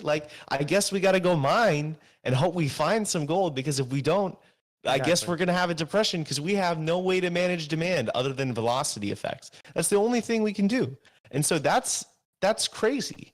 And you could have wild inflation if we discover a new massive amount of gold. Wow, we just discovered this new, massive reservoir of gold. Bam, prices go up by 5%. I mean, it's insane. It's a really giant strange meteor to me. made of solid gold out in the cosmos. It hits in the middle of the Pacific Ocean, and now everybody can't afford anything because there's so much gold to go around. Yeah. It's just massive inflation. Yeah. Final question on the gold standard. The person that asked that said, "Doesn't gold have to be a fixed asset?" I'm not really sure what they mean. I guess if gold has a fixed value and then we print off more dollars, that's going to necessarily devalue the amount of dollars or the amount of value each dollar has, right? So gold would be a fixed value asset. In which case I would have to ask, what is the intrinsic value of gold then? How much are you going to set it at? What comes first, the value of gold, and then you represent the value of gold through dollars? Or do you set a standard level of each dollar is worth, a quarter of an ounce of gold. And then from there, if we find more gold, then we have to print off the exact amount of dollars to match up with that, because the gold you itself can't have doesn't a fixed value for gold. Yeah, I mean, nothing can't. itself, nothing in and of itself has intrinsic value unless it's something that is going to be put into some other, if it's a the component market that goes value, into right? it. Well, but the market value is representing the value of that item itself, right? Well, so Based the off of demand. intrinsic, the only way for us to determine the intrinsic value of something is to look at the market value, because if you try to fix it based on its intrinsic uses, those are going to be based on the market. It's going to constantly fluctuate, and we have no appraisal mechanism. It's like a weird price control system for gold. I mean, that's not what gold bugs advocate for, thank God, because I'm not really sure how that would even work. But I mean, yeah, I think switching to gold standard would be an absolute disaster, just theoretically, but talk about practically. I mean, the government doesn't own enough gold to back up its current currency. So I guess we just say, hey, everybody, we're switching to gold. If you have gold right now, well, guess what? It just increased in value 40-fold. Yeah. Right? It just increases because we're switching to it, and the government needs to get a lot of it. And if you have paper dollars, sorry, it's not backed up by anything, and it's worthless. You're screwed. Also, total international financial system, which is based on the US dollar, oops, that's going to collapse, completely gone. We're gonna usher in a global depression that now we will not have the tools to get out of, in order for us to have intrinsically valuable currency. I mean, yeah, I think it's ridiculous. Okay, I have two more questions. Had there historically been a relief offered to people that take out loans during high interest rate periods, or his kind of historically just fucked on that? They're just F on that. Yeah, I mean, okay, you that's what I have to. figured.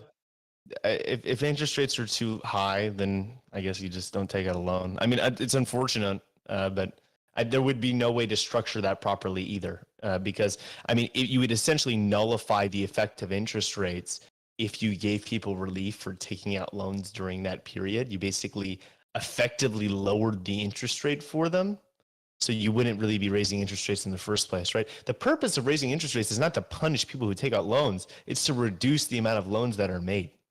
Yeah, exactly. That's the primary It's purpose. a disincentive, not a punishment. Yeah. Yeah. So it wouldn't work.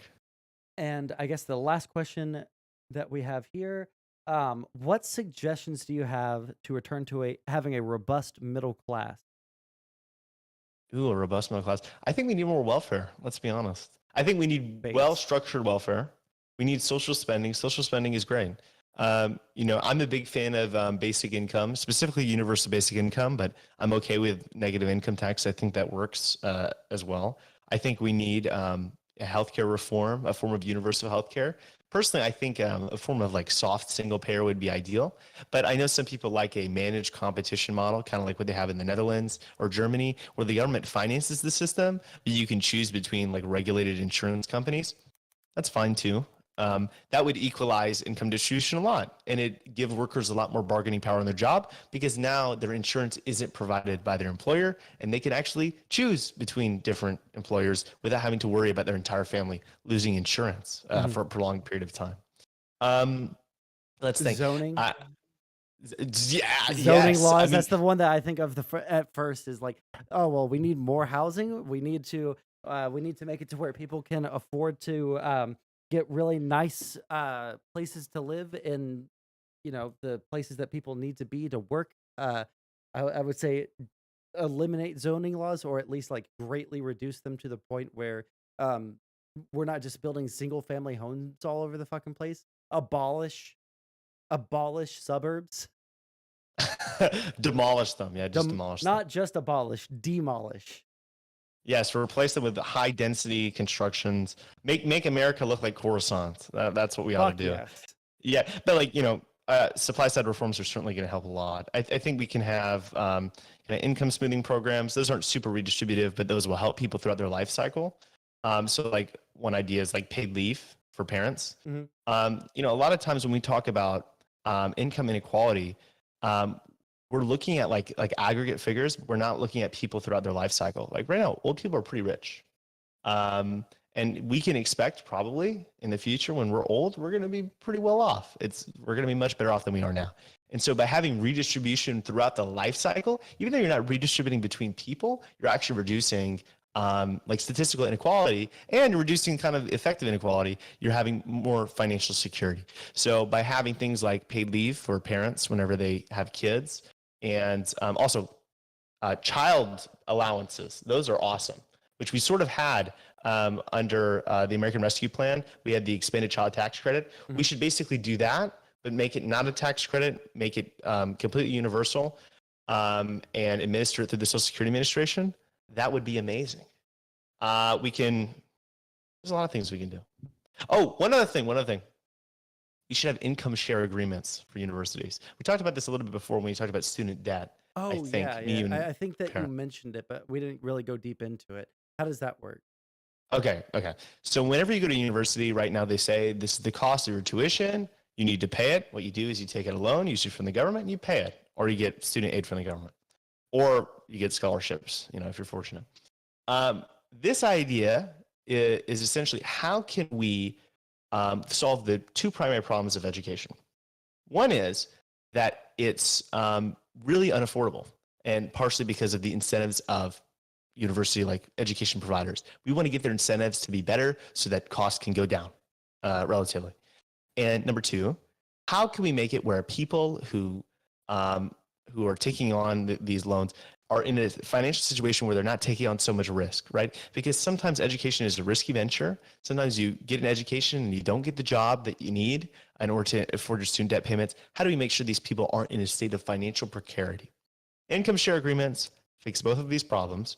And they do this by saying, instead of charging individuals a set tuition they take on debt for, we're going to just charge them a percentage of their income over a certain number of working years. Okay. Right. And traditionally, these have been organized by private companies. Basically, investors finance the tuition for you, and they get a share of your income. I don't think that actually works that well because it can be predatory, and also it doesn't fix the incentives of university and like education providers. Right. They're getting their money on the front end. My idea, and shared by some others, is that we should have universities themselves provide the income share agreements. Essentially, they say, we are not going to get our money on the front end. We are going to just have an agreement with you that we're going to get a percentage of your income.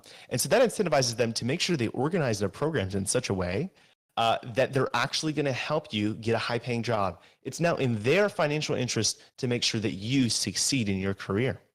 And so I think you're going to see a lot of curricula changes surrounding that. I think you're going to see a lot of pricing that actually is indicative of how risky a program is. I mean, consider now, we charge you based on the cost of the program.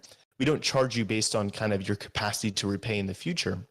If we charge you based on your capacity to repay in the future, how much money the university will be able to make off of you for going through this program, you're going to see that like really low ROI degrees are going to charge a higher percentage of your income, and really high ROI degrees are going to charge a very low percentage of your income. You want to be a neurologist? Okay, that's only going to cost 1% of your income over 20 years, right? You want to be, let's think, like, Gender you know, like studies. gender. That's what they always pick on I for know, gender that's the studies first thing people. I thought But of. like, let's say, you know, you want to study like shape design, or I don't know, something ridiculous. Like there's many programs out there that just don't have an ROI.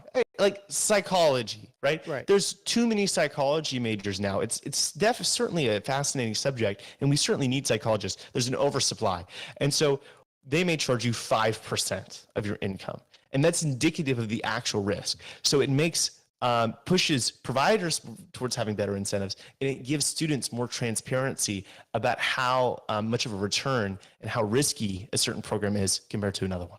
Hey, I actually really like that. I was gonna ask, like, what do you think the effects on the amount of people going into higher education would be? But I think that the effect would be more in line with the it'd probably be more of an effect on the types of degrees than the amount of people going into school directly. But it might also cause more people to go into the like more trade type thing instead of going into school and getting a degree in, I don't know, like a business degree, and then getting some nothing job that's paying, $15-20 an hour. Maybe they just, have some sort of technical school that teaches them how to do it to get the same amount of education for it, and then get the same pay rate as opposed to spending a fuckload of money going to a 4-year university for it, right? Yeah. I mean, I think that you're going to see programs just fundamentally change. I mean, right now we have bachelor's degrees. They generally take 4 years. Some people take more than that. And that's because there's a lot of requirements about taking tons of classes that are not even remotely related to your desired major, your desired education. And I think that, we obviously need government regulatory changes, because some of this is because of laws, like especially in the case of Texas, the Texas public school legislation for public universities. But also, when universities do have discretion, I think they're going to make changes that make programs shorter, that make them cheaper, and that make them more focused on actually giving you the specialized education you need to actually be able to use those skills in the workforce. When it comes to total enrollment, I think those changes that it induces may increase enrollment, but it may not be sufficient enough, right? Because if you consider the system as a wholesale replacement to the current system, well, we're losing all of these subsidies we have to education through all of these grants that we have, and through subsidized student debt and our current income-based repayment program. So what I think is we can also have this system, but we can subsidize the education system on top of it just to reduce their risk. And the way we do this is like this, right? The big problem that education institutions are going to have switching to this is that they're not getting their money up front. And you can't run an institution without money. You need money. So you have this valuable contract, but you don't have money. And so what I think we'll need to do is we can say the government will pay them directly 15% or 20% of their education costs. So they've just removed like 20% of it. And that's going to lower the price of the income share agreements. It's kind of equivalent to what we do. We're just going to do it slightly differently here. And then the rest of it, they're going to take out loans for. So they're going to say, look at all these contracts. Hey, private investors, you can look at, our rules and our enrollees and all the information we have. We're good for our money. Like, these contracts are good. Will you lend us money at a lower interest rate? And the government can also provide credit just in case that's insufficient. All right. Well, I don't think that I have any more econ questions for you. So I guess like final, just a meme question. Have you seen what's been going on with Kanye? Kanye's gone nuts. Dude needs to be institutionalized, dude. Holy shit. Well, he needed to be institutionalized like half a Years decade ago yeah. at this Holy point. shit. But yeah, like, what do you think that just this is like nothing. This we're out of intellectual territory. Do you think that the fact that what's her name, Kim Kardashian started dating Pete Davidson made him go over the edge? I think that was a symptom of the problem. I mean, she left him after he was already kind of nutty in 2016. Yeah.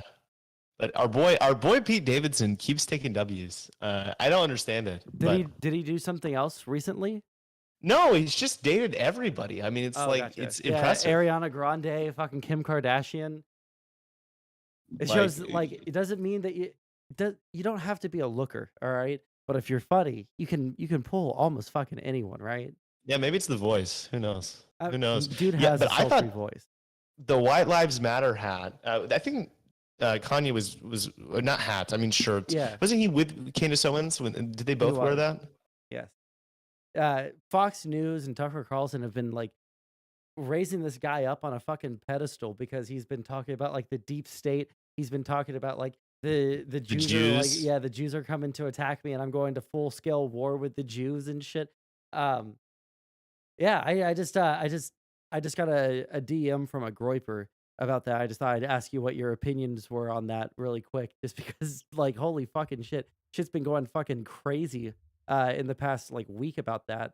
You should listen, after we're done here, all right, when we hang up in a couple of seconds, you should go and watch the Tucker Carlson interview with Kanye, because it's like Kanye talking is like someone flipping the channel mid-sentence, right? Where it's like, there's a really big news event going on, and every time you flip the channel, it's basically, somewhere in the same realm of the same conversation, but it does not follow from what he said just like 5 seconds before. It's like actually the craziest fucking thing that I've ever seen. Well, I mean, like his tweets recently have been so like blatantly insane. I haven't even gone through blatant. Like here, let me see if I can pull one. Like I remember everybody was ratioing him on one. Easy. Yeah, he was talking about the Jews, and it was just like really, really insane how open he was about, I guess, his prejudice. Let's see.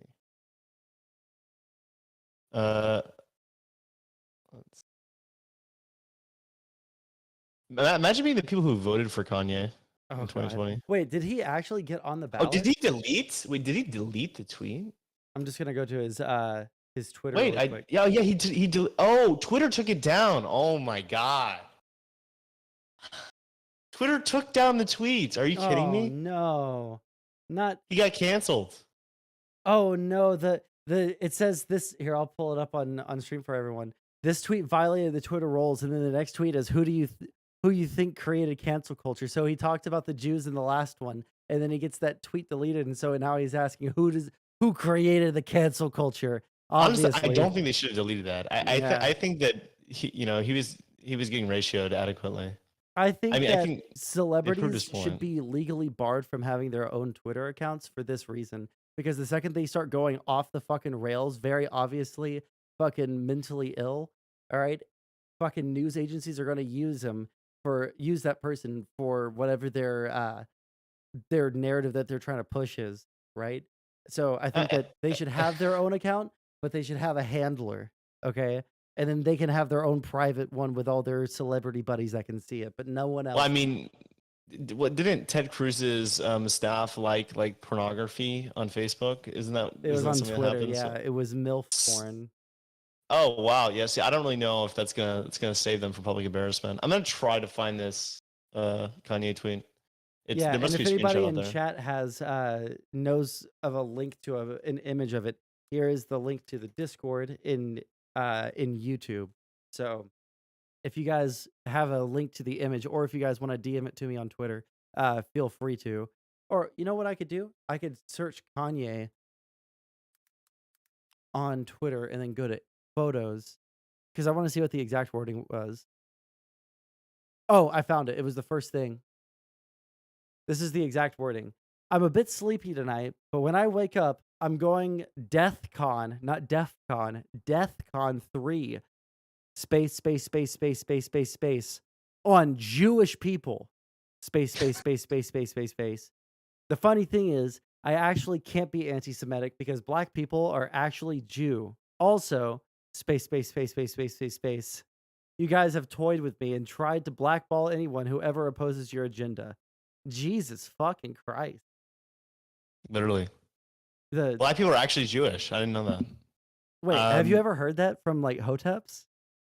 I've never heard that. That's certainly an interesting argument. Although I think the only people who make it are maybe Nazis.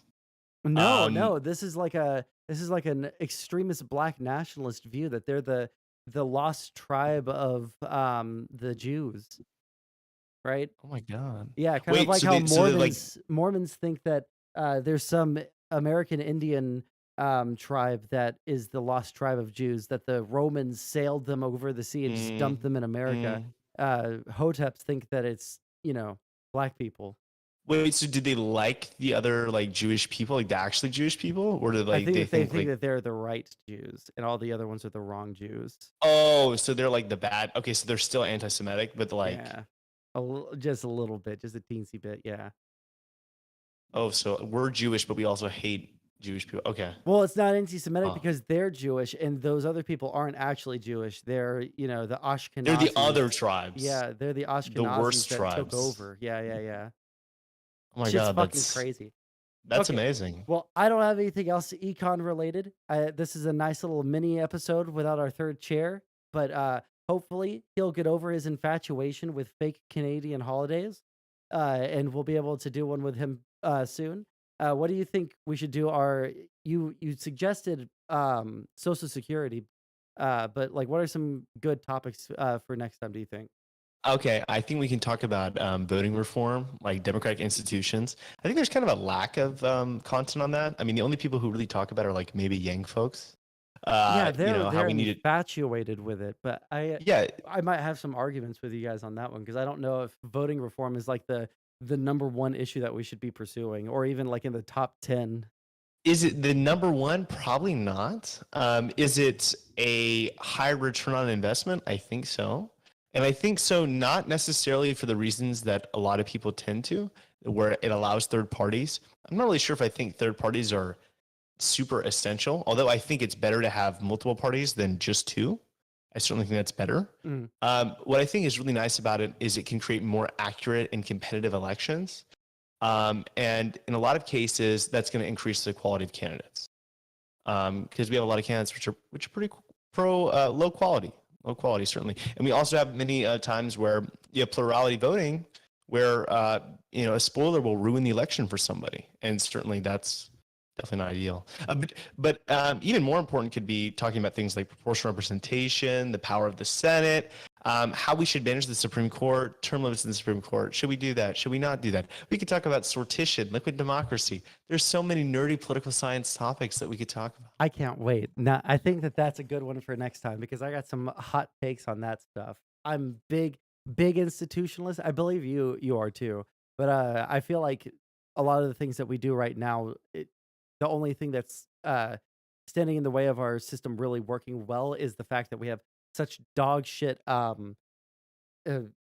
information getting sent out to people, where there's people in one media sphere that believe one thing and another that believes another thing because they're in another media sphere. So there's never going to be interaction. So they just believe wildly different things. But I don't want to get too deep into it because I think that's they should really just also awesome subscribe to Sondsol. Exactly. I mean, if they also subscribe to Sondsol, we'd have world peace and UBI, land value tax. Yeah, I think YIMBY, that next heaven. time, or by next time, I will work with Para to get a YouTube channel for this show. You guys are gonna have to come up with a name because I think two economists and a Twitch streamer is it works in the short term, but it's certainly not a long term name. I don't even have a PhD yet. Okay, we're gonna have to wait a couple years before we can say economist. Listen, me. How about you're econ on the nerds? fucking internet, bro. You gotta fucking pump up your fucking. I gotta hype myself up. Yeah, Listen, I have a exactly. newsletter, and I go You to have a a university. fucking So newsletter, and you're not gonna call I'm yourself basically an economist. economist. Yeah, exactly. All right. Like well, I'm friends with Econ boy, so like I'm basically. There we go. I'm basically gonna get on this. All right. I will catch you later, all right, Bo? Okay, bye. Catch you later. What a swell dude. What a fun conversation that we have every single time. Yeah, Soy's Econ Corner. That's what that is called. 1 second. I need to refix all my windows here. And someone said that BPF and Brittany had a conversation yesterday. Does anybody know where I can find that conversation? 1 second. Let me go to their... Because I don't see it on the Crucible site. I don't see it on their YouTube page. Does anybody know where I can find the conversation between Brittany and BPF? Because that shit would be fucking excellent. I would fucking love to see that shit. Let's see here. Do this. Do that. Hey, look, that's me. A little bit of background music. And I can also unplug this.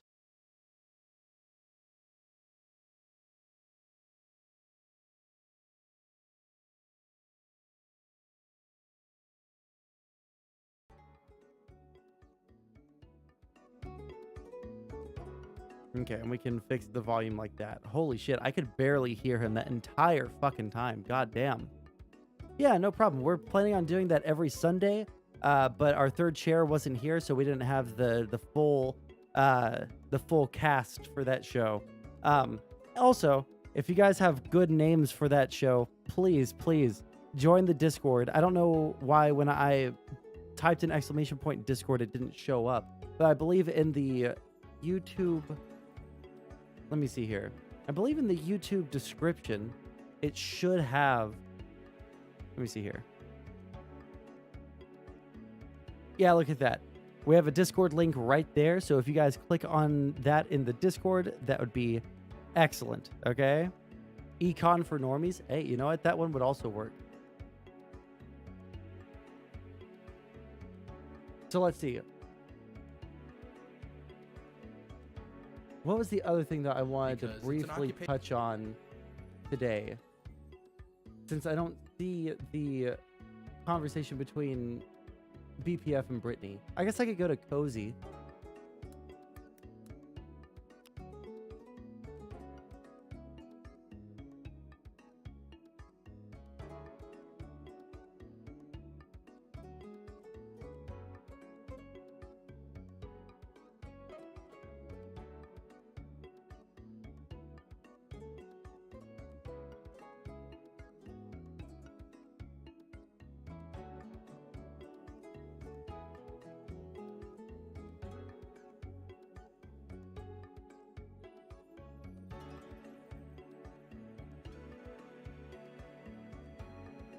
Talking shit. Uh-huh. That's why, Skip forward, see if we can't find. That I made every single correct move. Yeah, no, we watched the Beto Abbott debate live, but it was kind of boring. I really don't like the format that they had. It was like 30-second back and forths. Like, you have 30 seconds to state your opinion. Like, fuck that shit, dude. That's... No one can ever get their full take out there in that time. So stupid. That's what we do with friends. Skip forward. What's that? I said Brittany doesn't debate. She just reacts to everything. True. She's an actual React Andy who True. doesn't provide any unique or reaction content is content. Hello. Yeah, but she says, okay, fuck that. Keep going. Of comfy stream. It's great of you to do. The end zone. Fuentes is not that rich. Did And the then dropping the comfy ball. crew lie to me? Did my comfy chat Um, lie to me about what's I'm kinda going over on? him anyways. So yeah, so Nick is freaking live now. Let's see what's going on here. I don't know if Mia, if you want to like record whatever's happening on here now, because we're not gonna watch this. Mia. 1 second. Let's just scroll through this really quick. So based.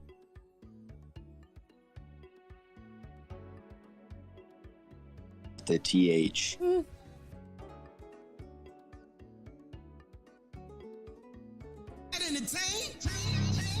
Jesus Christ, their fucking alerts are so fucking cringe. Holy fuck. Okay, I guess that BPF did not talk to Brittany. Whoever said that in chat was a liar. Yeah, for sure. What do you respect about her as a person?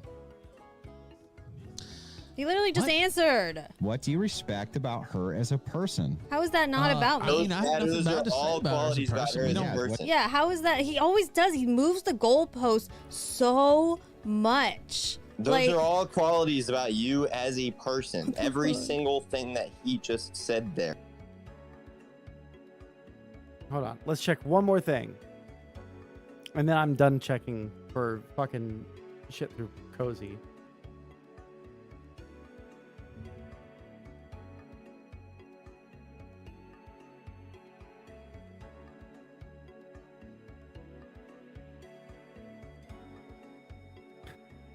Mio is such a fucking, like, lame dude. Like, I really wish that conservatives had literally anyone that could argue their points, but they really don't.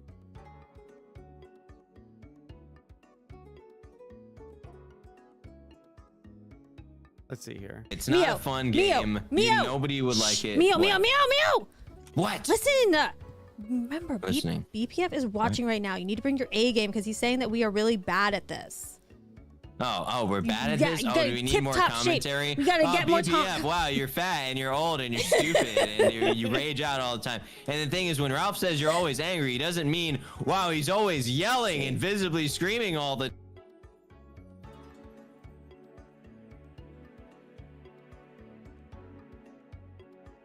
Torix. What the hell is that? I don't know what that is. Trying and barely failing to defeat Caesar. Close. About her at all? You just think she's a complete. The cozy thing. I was saying this stuff for free before that. Whoops, the freaking Odyssey was frozen this whole time. Sorry, guys. Let me check. I don't know. I was wondering why it wasn't moving, but apparently it's been frozen all night. I am very sorry. My bad. Okay. All right. Yeah, you're right. Okay. Yeah. Skipping forward. Fuck this shit. F didn't. Says Ralph obviously didn't mean to say cozy when he said. She's like, I don't want to be involved in anything.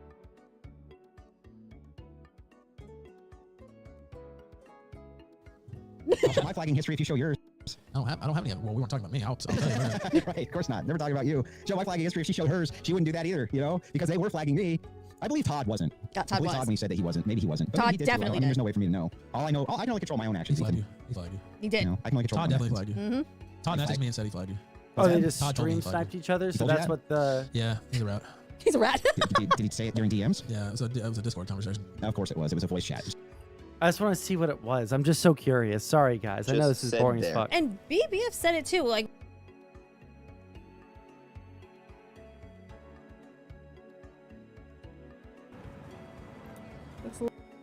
Boring. I don't know how people watch IRL streams. They're super fucking boring.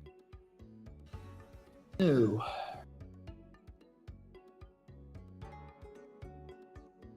when they're fucking with me, and I think it's funny. It's hazing. I'm the only girl on here. They're gonna like give me a hard time. And the thing is, like, I think they do it because I know I can freaking handle it. Like, I don't have thin skin. I did this. I've always That VOD that, or I'm sorry, that recording that I have of you sobbing about people calling you mean names in my chat after you tried to like imply that I was doxing people. Yeah, you have a real thick skin, Brittany. always enjoyed like the banter and stuff. So the fact he's just got such a stick up his ass, he thinks that like anybody who says anything even remotely, you know, even if they were joking, he would not stand for that because he's got such a fragile ego.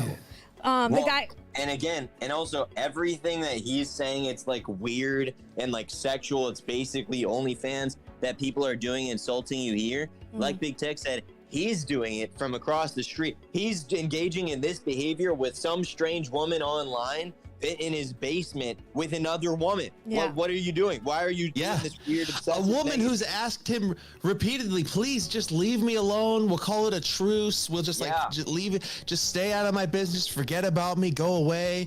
And he's just like, oh, look at them. They can't stop paying attention to her. Look at all of them in her chat talking shit to her, calling that dumb bitch names, calling that slut names, calling that hussy and that tramp. They keep calling her names because they're venting their sexual frustration on her.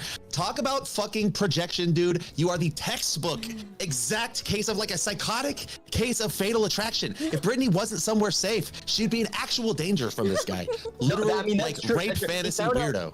He found out some detail about her sex life, and now he goes and makes like spends how long making a video about it, like doing all the editing or whatever, or paying someone to do it because he just needs to have like a reenaction to jerk off to. Like what is this, man? Why are you so obsessed? Leave the girl alone, dude. Yeah, it's like when he's like, okay, so for like a year, we never really even talked about him, never devoted any shows to him. He would come up in passing when people would talk about like the show and how things have happened. It's only this last like week or so when he started this whole Destiny thing that we've done a few shows on him, but he's like devoted entire shows, his little shit talking streams repeatedly for like a year to me. Okay, I'm gonna play it. Over and over, and they're just like, how their pause works. I don't know what happened, but it's just like their minds are broken. Once Comfy launched, they've just lost their minds because they don't know what's coming. Oh, we've lost our mind. We're so intimidated. We're so scared.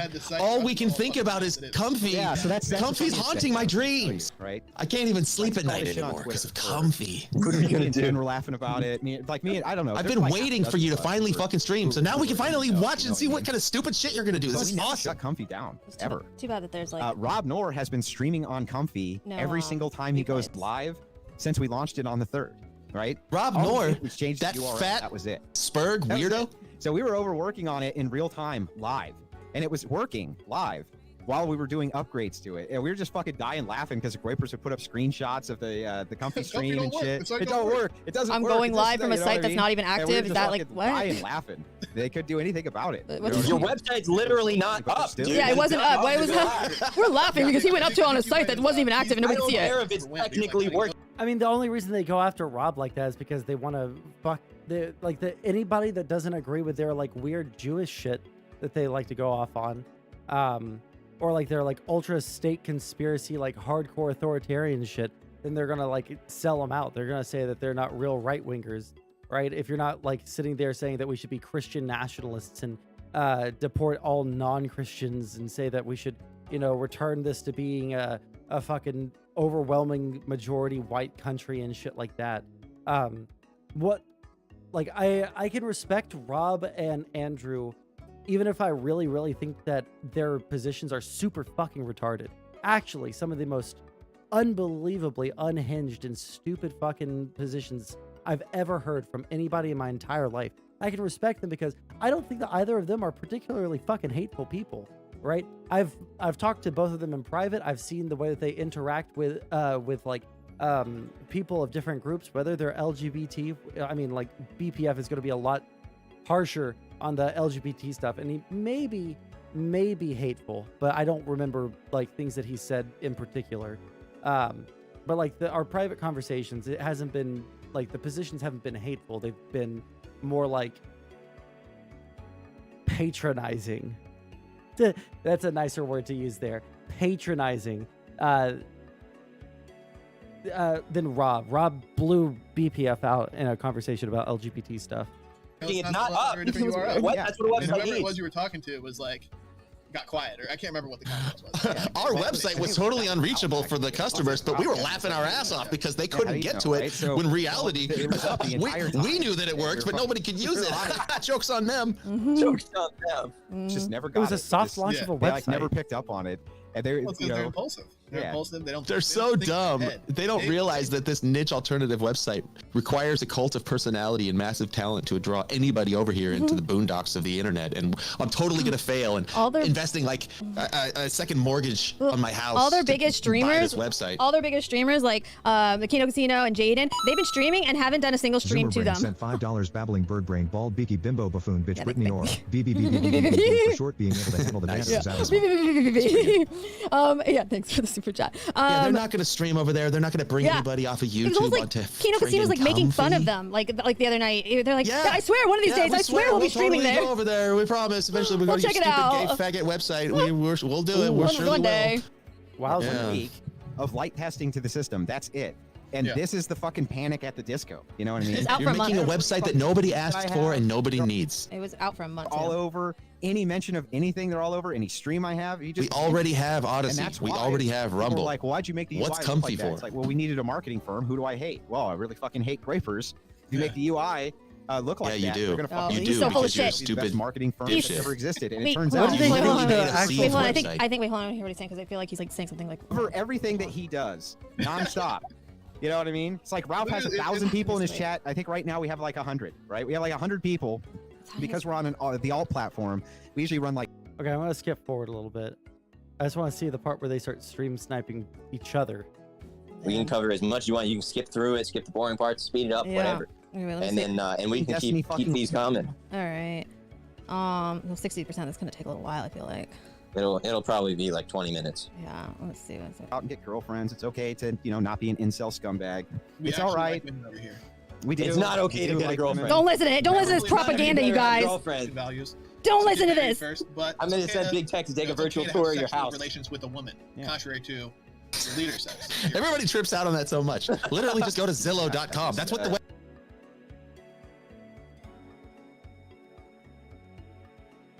Skip. Pent to you, Beer 2 hours and 35 Daddy minutes. Shapiro. Thank you. You know what I mean? Maybe it's beer. Now look, I'm not making that allegation. Again, my hands are clean. I can substantiate it. I'm not making that allegation. I'm just spreading the rumor that I.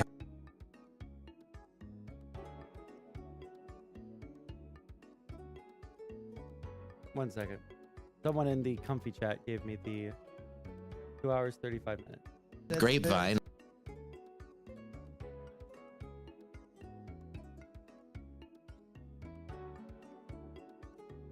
They're like, I swear, one of these days, I swear we'll be streaming totally there. Go over there. We promise. Eventually, we're We'll going to check it out.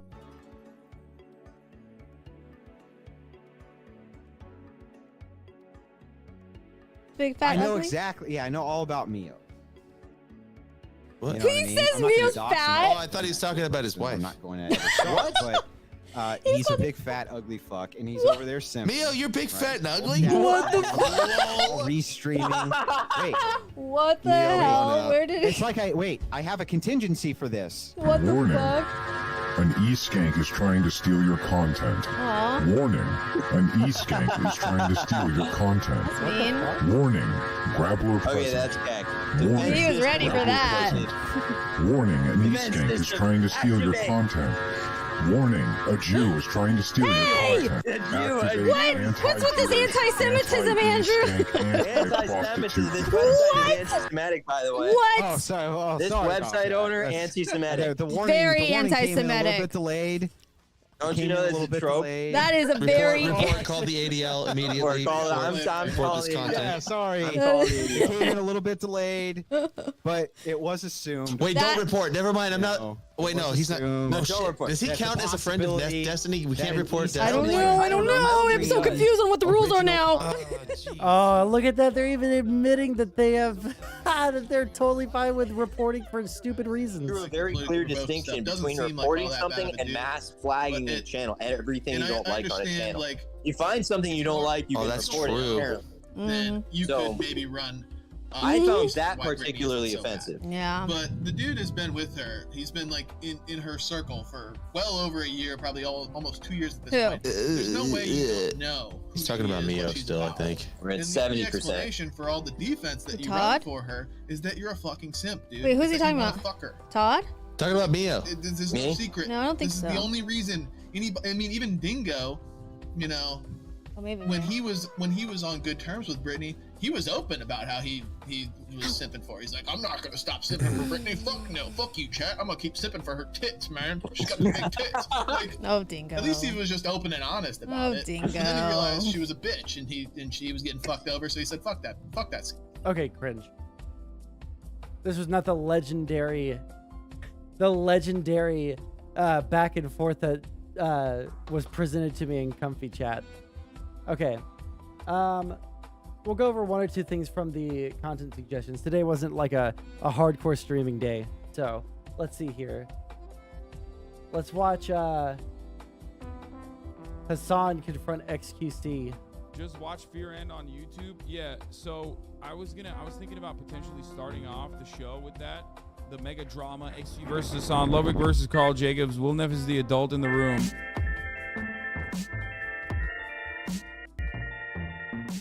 That's Fear End, baby. We're here.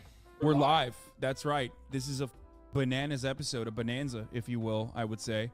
We're back on Fear End, and this is going to be a controversial episode. Perhaps our most controversial one yet. That's right. We have some... Because we're talking about Ludwig's algorithm. We are. Oh, please don't. Ludwig is a racist. Exposed. Title. Okay, so the audio is up until 10 minutes because Ludwig had the USB mic. So true. Anyway, but I guess what I was trying to say is you won't ever see the repercussions in a similar way to like what you do, because we talk about how I think this is a principle that you probably believe in. Treat others how you would expect to be treated, right? You believe in that? Not really. Yeah, I don't know. That's crazy. Why? Yeah, explain that. Dig into that one. Well, I don't get it. I just don't agree with that. What about? Is that in person or on the web? I feel like that's like so just overall. I just feel like it's like mechanical. It's so mechanical that it. Yeah, but it's feels not, like, oh, it's he's a not, keyboard it's not warrior, but- non-confrontational. You're typically quite friendly to people. Yeah, that's true. Here's a question: are you the soft little kitten that bears his claws online, but you're normally the soft nice guy, or are you just because you are in person and don't like confrontation, hiding back your true thoughts and you're thinking evil things right now? Yeah, like when you go out with people, you're like, these mother. Actually, sometimes I get mad at myself for giving people too many chances in real life also, and I let it slide a lot. But also, there's not a lot of input in real life. It's just us talking. Sometimes you're at the club. You can also avoid the There's feedback noise. on the internet. You can just not look at a DM, Yeah. for example. Right. So in real life, it's like slower, but on the internet, shit catches on fire, and then things are like so much gets in, right? And instead of like fighting that and like being no, I gotta come on. I usually just get consumed, and and I go all in. I have a question. Yeah. I have a question. consider Where was yourself this an artist? conversation? In what sense, though? Is what you're making art? I think the way I see it is like it's either all art or like there's no art type of thing, right? So I guess Where's the Asterisk confrontation? Oh my God, Will. I mean, he's gonna bring up a good story, okay? But like, it's fine. My point was larger than that. My point was, it doesn't matter how you are in private. What matters is how you conduct yourself in public. Because how you conduct yourself in public to other content creators is what is the most important part of this, because your audience is the reason why people are afraid of like pushing back or anything like that. It was Shitcon, the original. Oh, shit. And you had had like, you chugged like your first 2 beers. Yeah. And you hadn't slept in like 2 days. And I don't even know if you remember this. You had me tuck you in on the couch. I don't remember because you were so sleepy. You're like, saw I'm this. just gonna take a nap. And I tucked you in. You're like, thanks, dude. I was like, do you need anything? You're like, can I have water? And I gave you water. You're like, good meeting you, Will.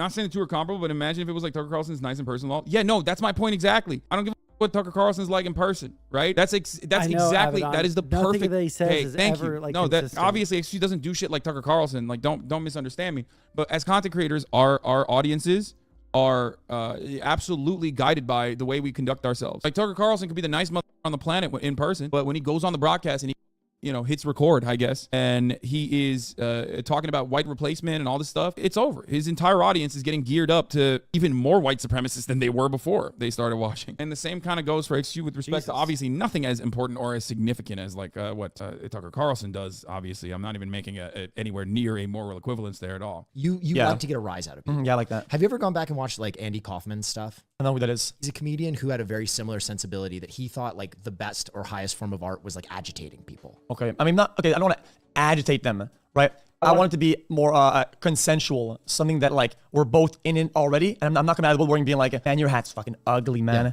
Like, why is it so fucking ugly? Chill, dude? bro. And it's like, You all right, man? It's all good. 100 Thieves hats on sale now. They're on sale for a reason, bro. Damn. Okay, well, No, but okay. So does that make sense though or not? Here's a question though. With what I said earlier with the wrestling take, right? Yeah. If you're never getting like the consent of people to enter into firebrand drama, yeah, which I don't think many people would want how to enter. can you make something like in that drama space that people on the other half of that want to entertain? Because typically, because they're bad at it. Can you explain the consent? What do you mean by that? And I just think the consent. Yeah. Well, it's like you're already partaking in an action that's almost pseudo. I think that like a lot of people love the idea of taking part in that like hardcore, like very visceral, like strong man drama where they're like, I'm the biggest, baddest motherfucker on the internet. Look how much I can destroy this person. I can sit there, I can roast them. Whether you're doing political content, whether you're talking, just like drama content or some shit like that. I think every content creator loves the idea of that. All right. With very few exceptions. They love the idea. They wish that they could be like the person that could like drop some fucking hot bars on people who are who they don't like, take someone down, some shit like that. The problem is that most people actually aren't geared up for that sort of shit. So when the opportunity presents itself, they're usually like, they'll get into it with someone and they won't be as good at it as they think that they are. And then they'll say, oh, well, man, like you're just like kind of being an asshole to me. Right? Like you're just like kind of being an asshole. Like, I don't understand why you're like being like this. Right? I think that the other day on Fresh and Fit, there was some girl that Sneeko and like 5 other people, they all ganged up on this one girl. And I don't know what the reason for it was, right? But they were all ganging up on her and like trying to, be a motherfucker to her. And the second that she said something back to them, and all she said was, you ain't shit. That was the end. That was the end, motherfucker. They were done. They could not handle her fucking speaking back to them in the way that they were talking to her, because everybody wants to be the guy that like sits there and roasts the fuck out of and exposes someone else, right? But the second that they get into a confrontation with someone like that, right? The second they get into a confrontation with someone like that and the other person's better than them, oh, well, they don't want to do it anymore. Look at the way that the like scuffed podcast days and the what do you call it? The Raj Royale and a lot of the stuff with like Hippy Dippy, right? Especially like very early on and later on in the life cycle of the Hippy Dippy roundtable, everyone was like sitting there and like fighting pretty fucking viciously, right? But at the beginning, it was pretty okay, but people got their like feelings hurt, right? There were people that like left the internet because of it, like Internax, who couldn't handle the back and forth of people like calling him a Nazi and shit. Which they probably shouldn't have been calling him a Nazi. He was very, very upset by that sort of thing. But it wasn't like this friendly banter like a lot of people thought it was going to be. It was hardcore, attacking people based off of their political opinions, based off of their, underlying moral beliefs that, those people did not like people like actually questioning it, right? Unless they were doing it to someone else. Now, I think that the way that Internax was treated was like probably not the best, because I think that he was just more edgy than shitty until recently, in which like there are a lot of people that said that he's had like white nationalist leanings and shit. But that aside, like at the beginning, that's what happened. And then like things kind of like settled out and people saw the growth opportunity, so they were still willing to like jump into the fray. There were some detractors about like the format and shit like that, because they said that it was transphobic or something. But by and large, people were willing to engage with it because it was fun. It was, that wrestling mentality type shit. But, eventually it started getting hard to get people to come on the podcast itself. Why is that? Well, the reason that was hard for them to book people to be on the podcast is because people didn't want to go on there with people that they had like massive beef with in the past, right? And as that list of people that were unwilling to interact with others grew larger and larger, right? They eventually just weren't able to book the shows in the same way and make it entertaining and make it fun because people didn't want to interact with specific other individuals that disagreed with them or maybe said something mean to them. And that's their right to like not want to interact with someone. But like, if you're going to go into these spaces, guess what? You're going to have to accept that people are going to be mean to you. And that's just kind of the way that it is, right? Especially in like online blood sports shit. Or directly, how to say this? It's like you're already in something with somebody. Like right? you both know what you're getting into. Yeah, a topic is already on hand. They're already in something. Like an Among Us game, we're already in it, right? So drama related to that is not like, I'm instigating it. I'm not gonna woodwork saying some dumb shit. So like you guys, I was about to say, happened was consensual. I think that someone like myself can absolutely take it, and I think you kind of understand that. Even though I do personally feel upset about the way that what I considered our friendship to be has turned into this disastrous thing. Yeah. I am one of the very few people who also has a large enough community that when you are saying like you're a snake, you're a clout shark, all the shit, it doesn't really it's nothing I haven't heard before. Half the time you're literally repeating things that people on Reddit are saying, no matter how ridiculous they are. So I can still take it, so that's understandable to a certain degree. I can tank it. Cannot. But many people can't, especially smaller content creators. That's so much bullshit. I don't even watch Hassan, okay? There's like one very brief moment and period where I tried to give his content a chance and it just like I couldn't, it just wasn't for me. Okay, I'll also say that. But like the idea that he is able to take any kind of pushback is fucking laughable, dude. It's fucking laughable. No fucking shot. No shot. Zero chance. He gets so emotional so fucking quick. He like XQC put out a what was it? It was just like a tier list of streamers. And because Destiny was ranked higher than Hassan like burned their entire fucking bridge and friendship over it. Dude's hyper emotional. Now, if that's the way that he is, that's fine. Some people are like more emotional than others, and that's totally okay. I have no problem with that. But don't like sit there and say that you're totally able to take it, and then the second that someone like ranks you lower in a tier list, it's like game fucking over for you. Jesus Christ. Can't. Yeah. Even if they call you out, and I think you understand that because you're like, well, if someone stoops low, I gotta stoop low as well, and I gotta fight back. Lower. I'll stoop lower, I'll push back. That's what I'm saying. But then you also understand the consequences of actions like that. They go low, we go lower. Michelle Obama said that. But you also understand the consequences of that because you have apologized publicly in certain instances. Can I ask you? Yeah, when things get really out of hand. Well, I want to say one more thing about what you said. Like I always say, okay, I think mixing sides in this is like really hard because I understand that now it's like that, right? But this has been something like it's like doubling down on being wrong. I'm like quadrupling down on being wrong, right? Or like it's nothing that I've done because I have more power, bigger these days. I've always done shit like this, right? I was like the known, but back in New Watch days, I was in something called Pro Talk, right? Only pros could talk, and I was just waiting for the day that I could be in there just to talk shit to people that are bigger than me, right? And the day I got in, I just started saying some shit, and I made drama that was so bad I'd get kicked out, and then the guy who owned the Discord would re-invite me when things would get stale and boring, and I would fucking stood up again, right? And I was like a nobody. I was like 200 viewer Andy, whatever. And I was trashing these like big, like 1,000 like big guys, right? And I just found fun in that. I just think it's fun. Do you think that's part of your identity as a competitor? As a person? Well, one of the most famous athletes of all time is Reggie Miller, right? And I don't know if you've ever heard of Reggie Miller, but his gift as a basketball player is he would destroy the mental of the people around him. He's famous for beating my team, the New York Knicks, by basically just picking them apart and getting our point guard to like punch him in the head and get ejected. And so like that was his gift. When did you start like wanting to become a shit talker and a firebrand? Like it's always been like that. Since you were like a child? I've been like 8 years old in Halo almost. Really? Oh yeah.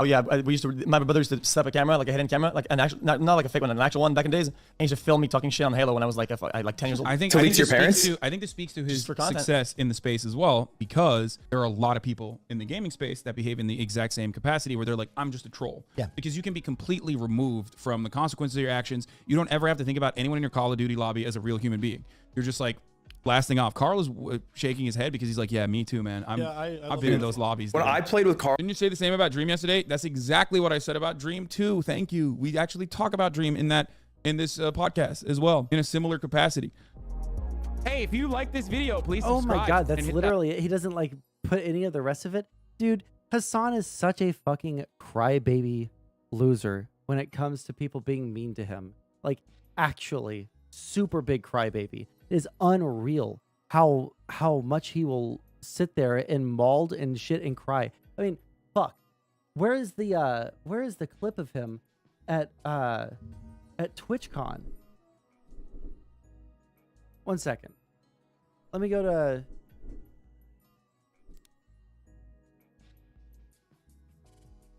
Hassan Twitchcon.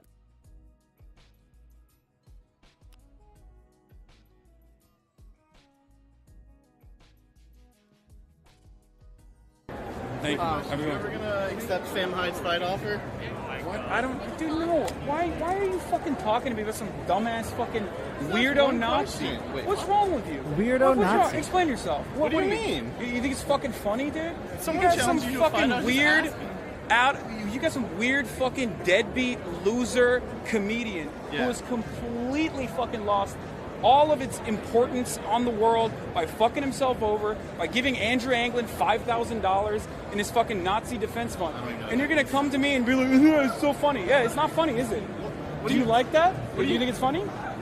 I think would it's like funny? to Go see ahead. the fight between Explain. you two. Yeah. There's no explaining. I don't want to be around these fucking losers, and you should probably conduct yourself a little bit better.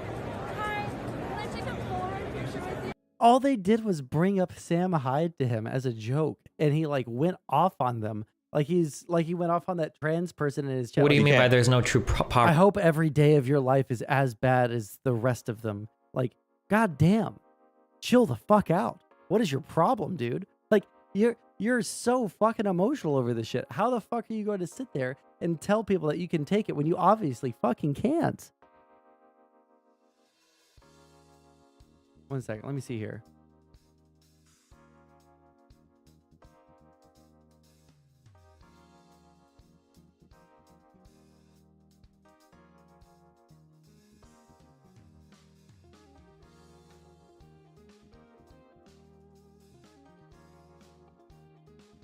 Let's watch one of these, I guess.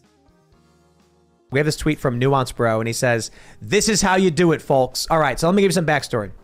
These Media Matters types are digging up old comments and videos from Matt Walsh when he had like a radio show when he was younger. They're taking them out of context and trying to smear and defame Matt Walsh, and it's stupid. There was one video they shared where it's Matt Walsh and his friend joking about burning a book and being Nazis or whatever. But it was funny because they couldn't get the lighters to work, and they were like, "Just wait until rednecks figure out fire," and they're like trying to light a book on fire. It was funny. So in response to the smear campaign against Matt Walsh, he responded by saying this. So here's my official answer, for the record. Kiss my ass. I do not apologize. In fact, by all rights, you sick freaks should be the ones apologizing to me for lying and defaming me, and doing it all because I'm. So this is, I guess this is in response to Matt Walsh having a video where he implicitly not only condones, but in certain ways supports pedophilia. Not pedophilia. Let's be like ultra specific. Impregnating young teenage girls, because that's when they're most fertile, right? I'm just stating facts. He kept on saying, I'm just stating facts. These are I'm not saying what my opinion is, but it's like, okay, bro, like, come the fuck on. You're kind of giving a take. You're kind of giving what your take is here in a kind of sad roundabout way. You probably shouldn't fucking say that. Trying to prevent you from sexually mutilating children. You damned monsters. You child-abusing psychopaths. I wouldn't apologize to you, soulless parasites, if I had a gun to my head. Oh, man, dude. Instead, I'd rather just tell you all to piss off. I apologize for nothing. I concede nothing. I will never surrender even a single inch of ground to a pitchfork mob of degenerate morons. Jesus. You know, the secret they never say out loud is that nobody is truly canceled unless they consent to it. Correct. And they willingly play their assigned roles. Well, I do not consent. And I'm not going to play the game. I'm not going anywhere. That was absolutely amazing. And that's how it's done. That's how you do it, folks, says Nuance Bro. And that's it right there. I don't like the name calling, though. I like Matt a lot, but calling people like insults is just inflaming. I think it's just inflaming. If he really wants to lower tension, I mean, if he wants to. These are people who have intentionally taken audio from him out of context and then lied about him to try and cause damage to his work when he's trying to help kids. My gosh, when he said, "I'm trying to stop you from mutilating children," I get that online. because he is. But when he calls them like gratuitously morons and things like that, I don't know. Bro, holy shit. Isn't Matt Walsh like a big co-signer of what happens on libs of TikTok? Like where they misrepresent the fuck out of what people say to their fucking students and then like dox the fuck out of them? Fuck off. What are you talking about? You can't fucking sit there and have the moral high ground about people taking your statements out of fucking context when you're like doing shit like that. Damn. Dead. It's just I can understand not wanting to insult someone in a general context of a political argument, but this is different. These are people who are acting outside the bounds of morality and ethics. They are seeking to manipulate and lie to people for political power. What would so you he's say? calling them out. Yeah, what would you say? What would be your response? So you're Matt Walsh. You're remaking this video. Go. I would have taken one of the people. No, go. You're on right now. I'd be talking to an individual. I would say their name and directly talk to them as if they were sitting in. By the way, if you haven't already liked the stream, please like the stream. The more likes we get, the better things get for me. All right. We're trying to bump up the amount of watch hours that we're getting. So we're streaming to YouTube so that we can get my editor a paycheck. All right. In front of me. And tell them what I would tell them. Okay, so being organizations. Well, I would pick a person and talk right to that person. But you should make videos and talk to Joe Biden. An organization published a video. Who you respond to? The CEO. Okay, there you go. Okay, so what do you say? Mr. Poopy Pants. First, you got to figure out who said it. I mean, if it's, what is it? Like, who's the organization? I don't know the specifics, but I would talk to an individual. That's a big part of it. Is you name them, you talk to them as if they're there. They listen and they hear that and they're like, okay, he's actually talking to me. Now I'm starting to understand. There was someone who came to one of our events and lied. And a leftist, smear merchant, and lied.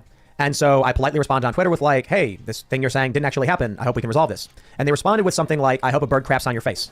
And so I went, okay, I guess.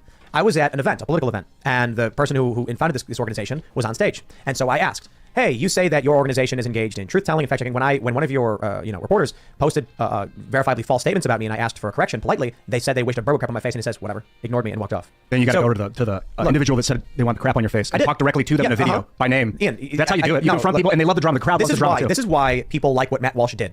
Because the problem we face in the culture war is that whatever this faction is constantly tries to be nice. No, I would not be nice to the person. I would directly confront them. But them. Bro, what do you mean people on this side constantly try to be nice? Conservatives are the most virulent, they're hateful of people in a way that people on the left aren't. The people on the left are also dog shit in their own way, but I wouldn't say that they're essentializing in their way of speaking to people. Maybe in some circles where they go really far with the anti-white jokes, right?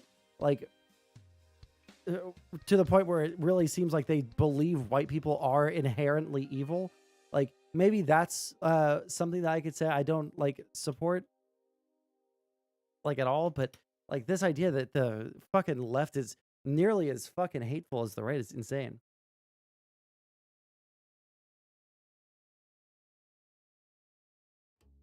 All right. I just saw what time it is. It is almost 5:30. Unfortunately, we don't have the ability to raid people on YouTube, so we're not going to be raiding out, all right? But this has been a fun stream, all right? This is, on Sundays, we just do our little Econ thing, and then I hop off. I stayed on for a little bit longer because we're just vibing. But sorry that we're jumping off so abruptly, but we will be streaming again tomorrow. Yeah. We're going to be doing way more YouTube streams because we need to bump up the watch hours here. We need to get the fuck away from Twitch so that I don't get banned off of there and I can't talk to people there anymore. So, yeah, I will catch you guys later. Alrighty? Love you very much. Be safe. Be good. And, yeah, see you tomorrow.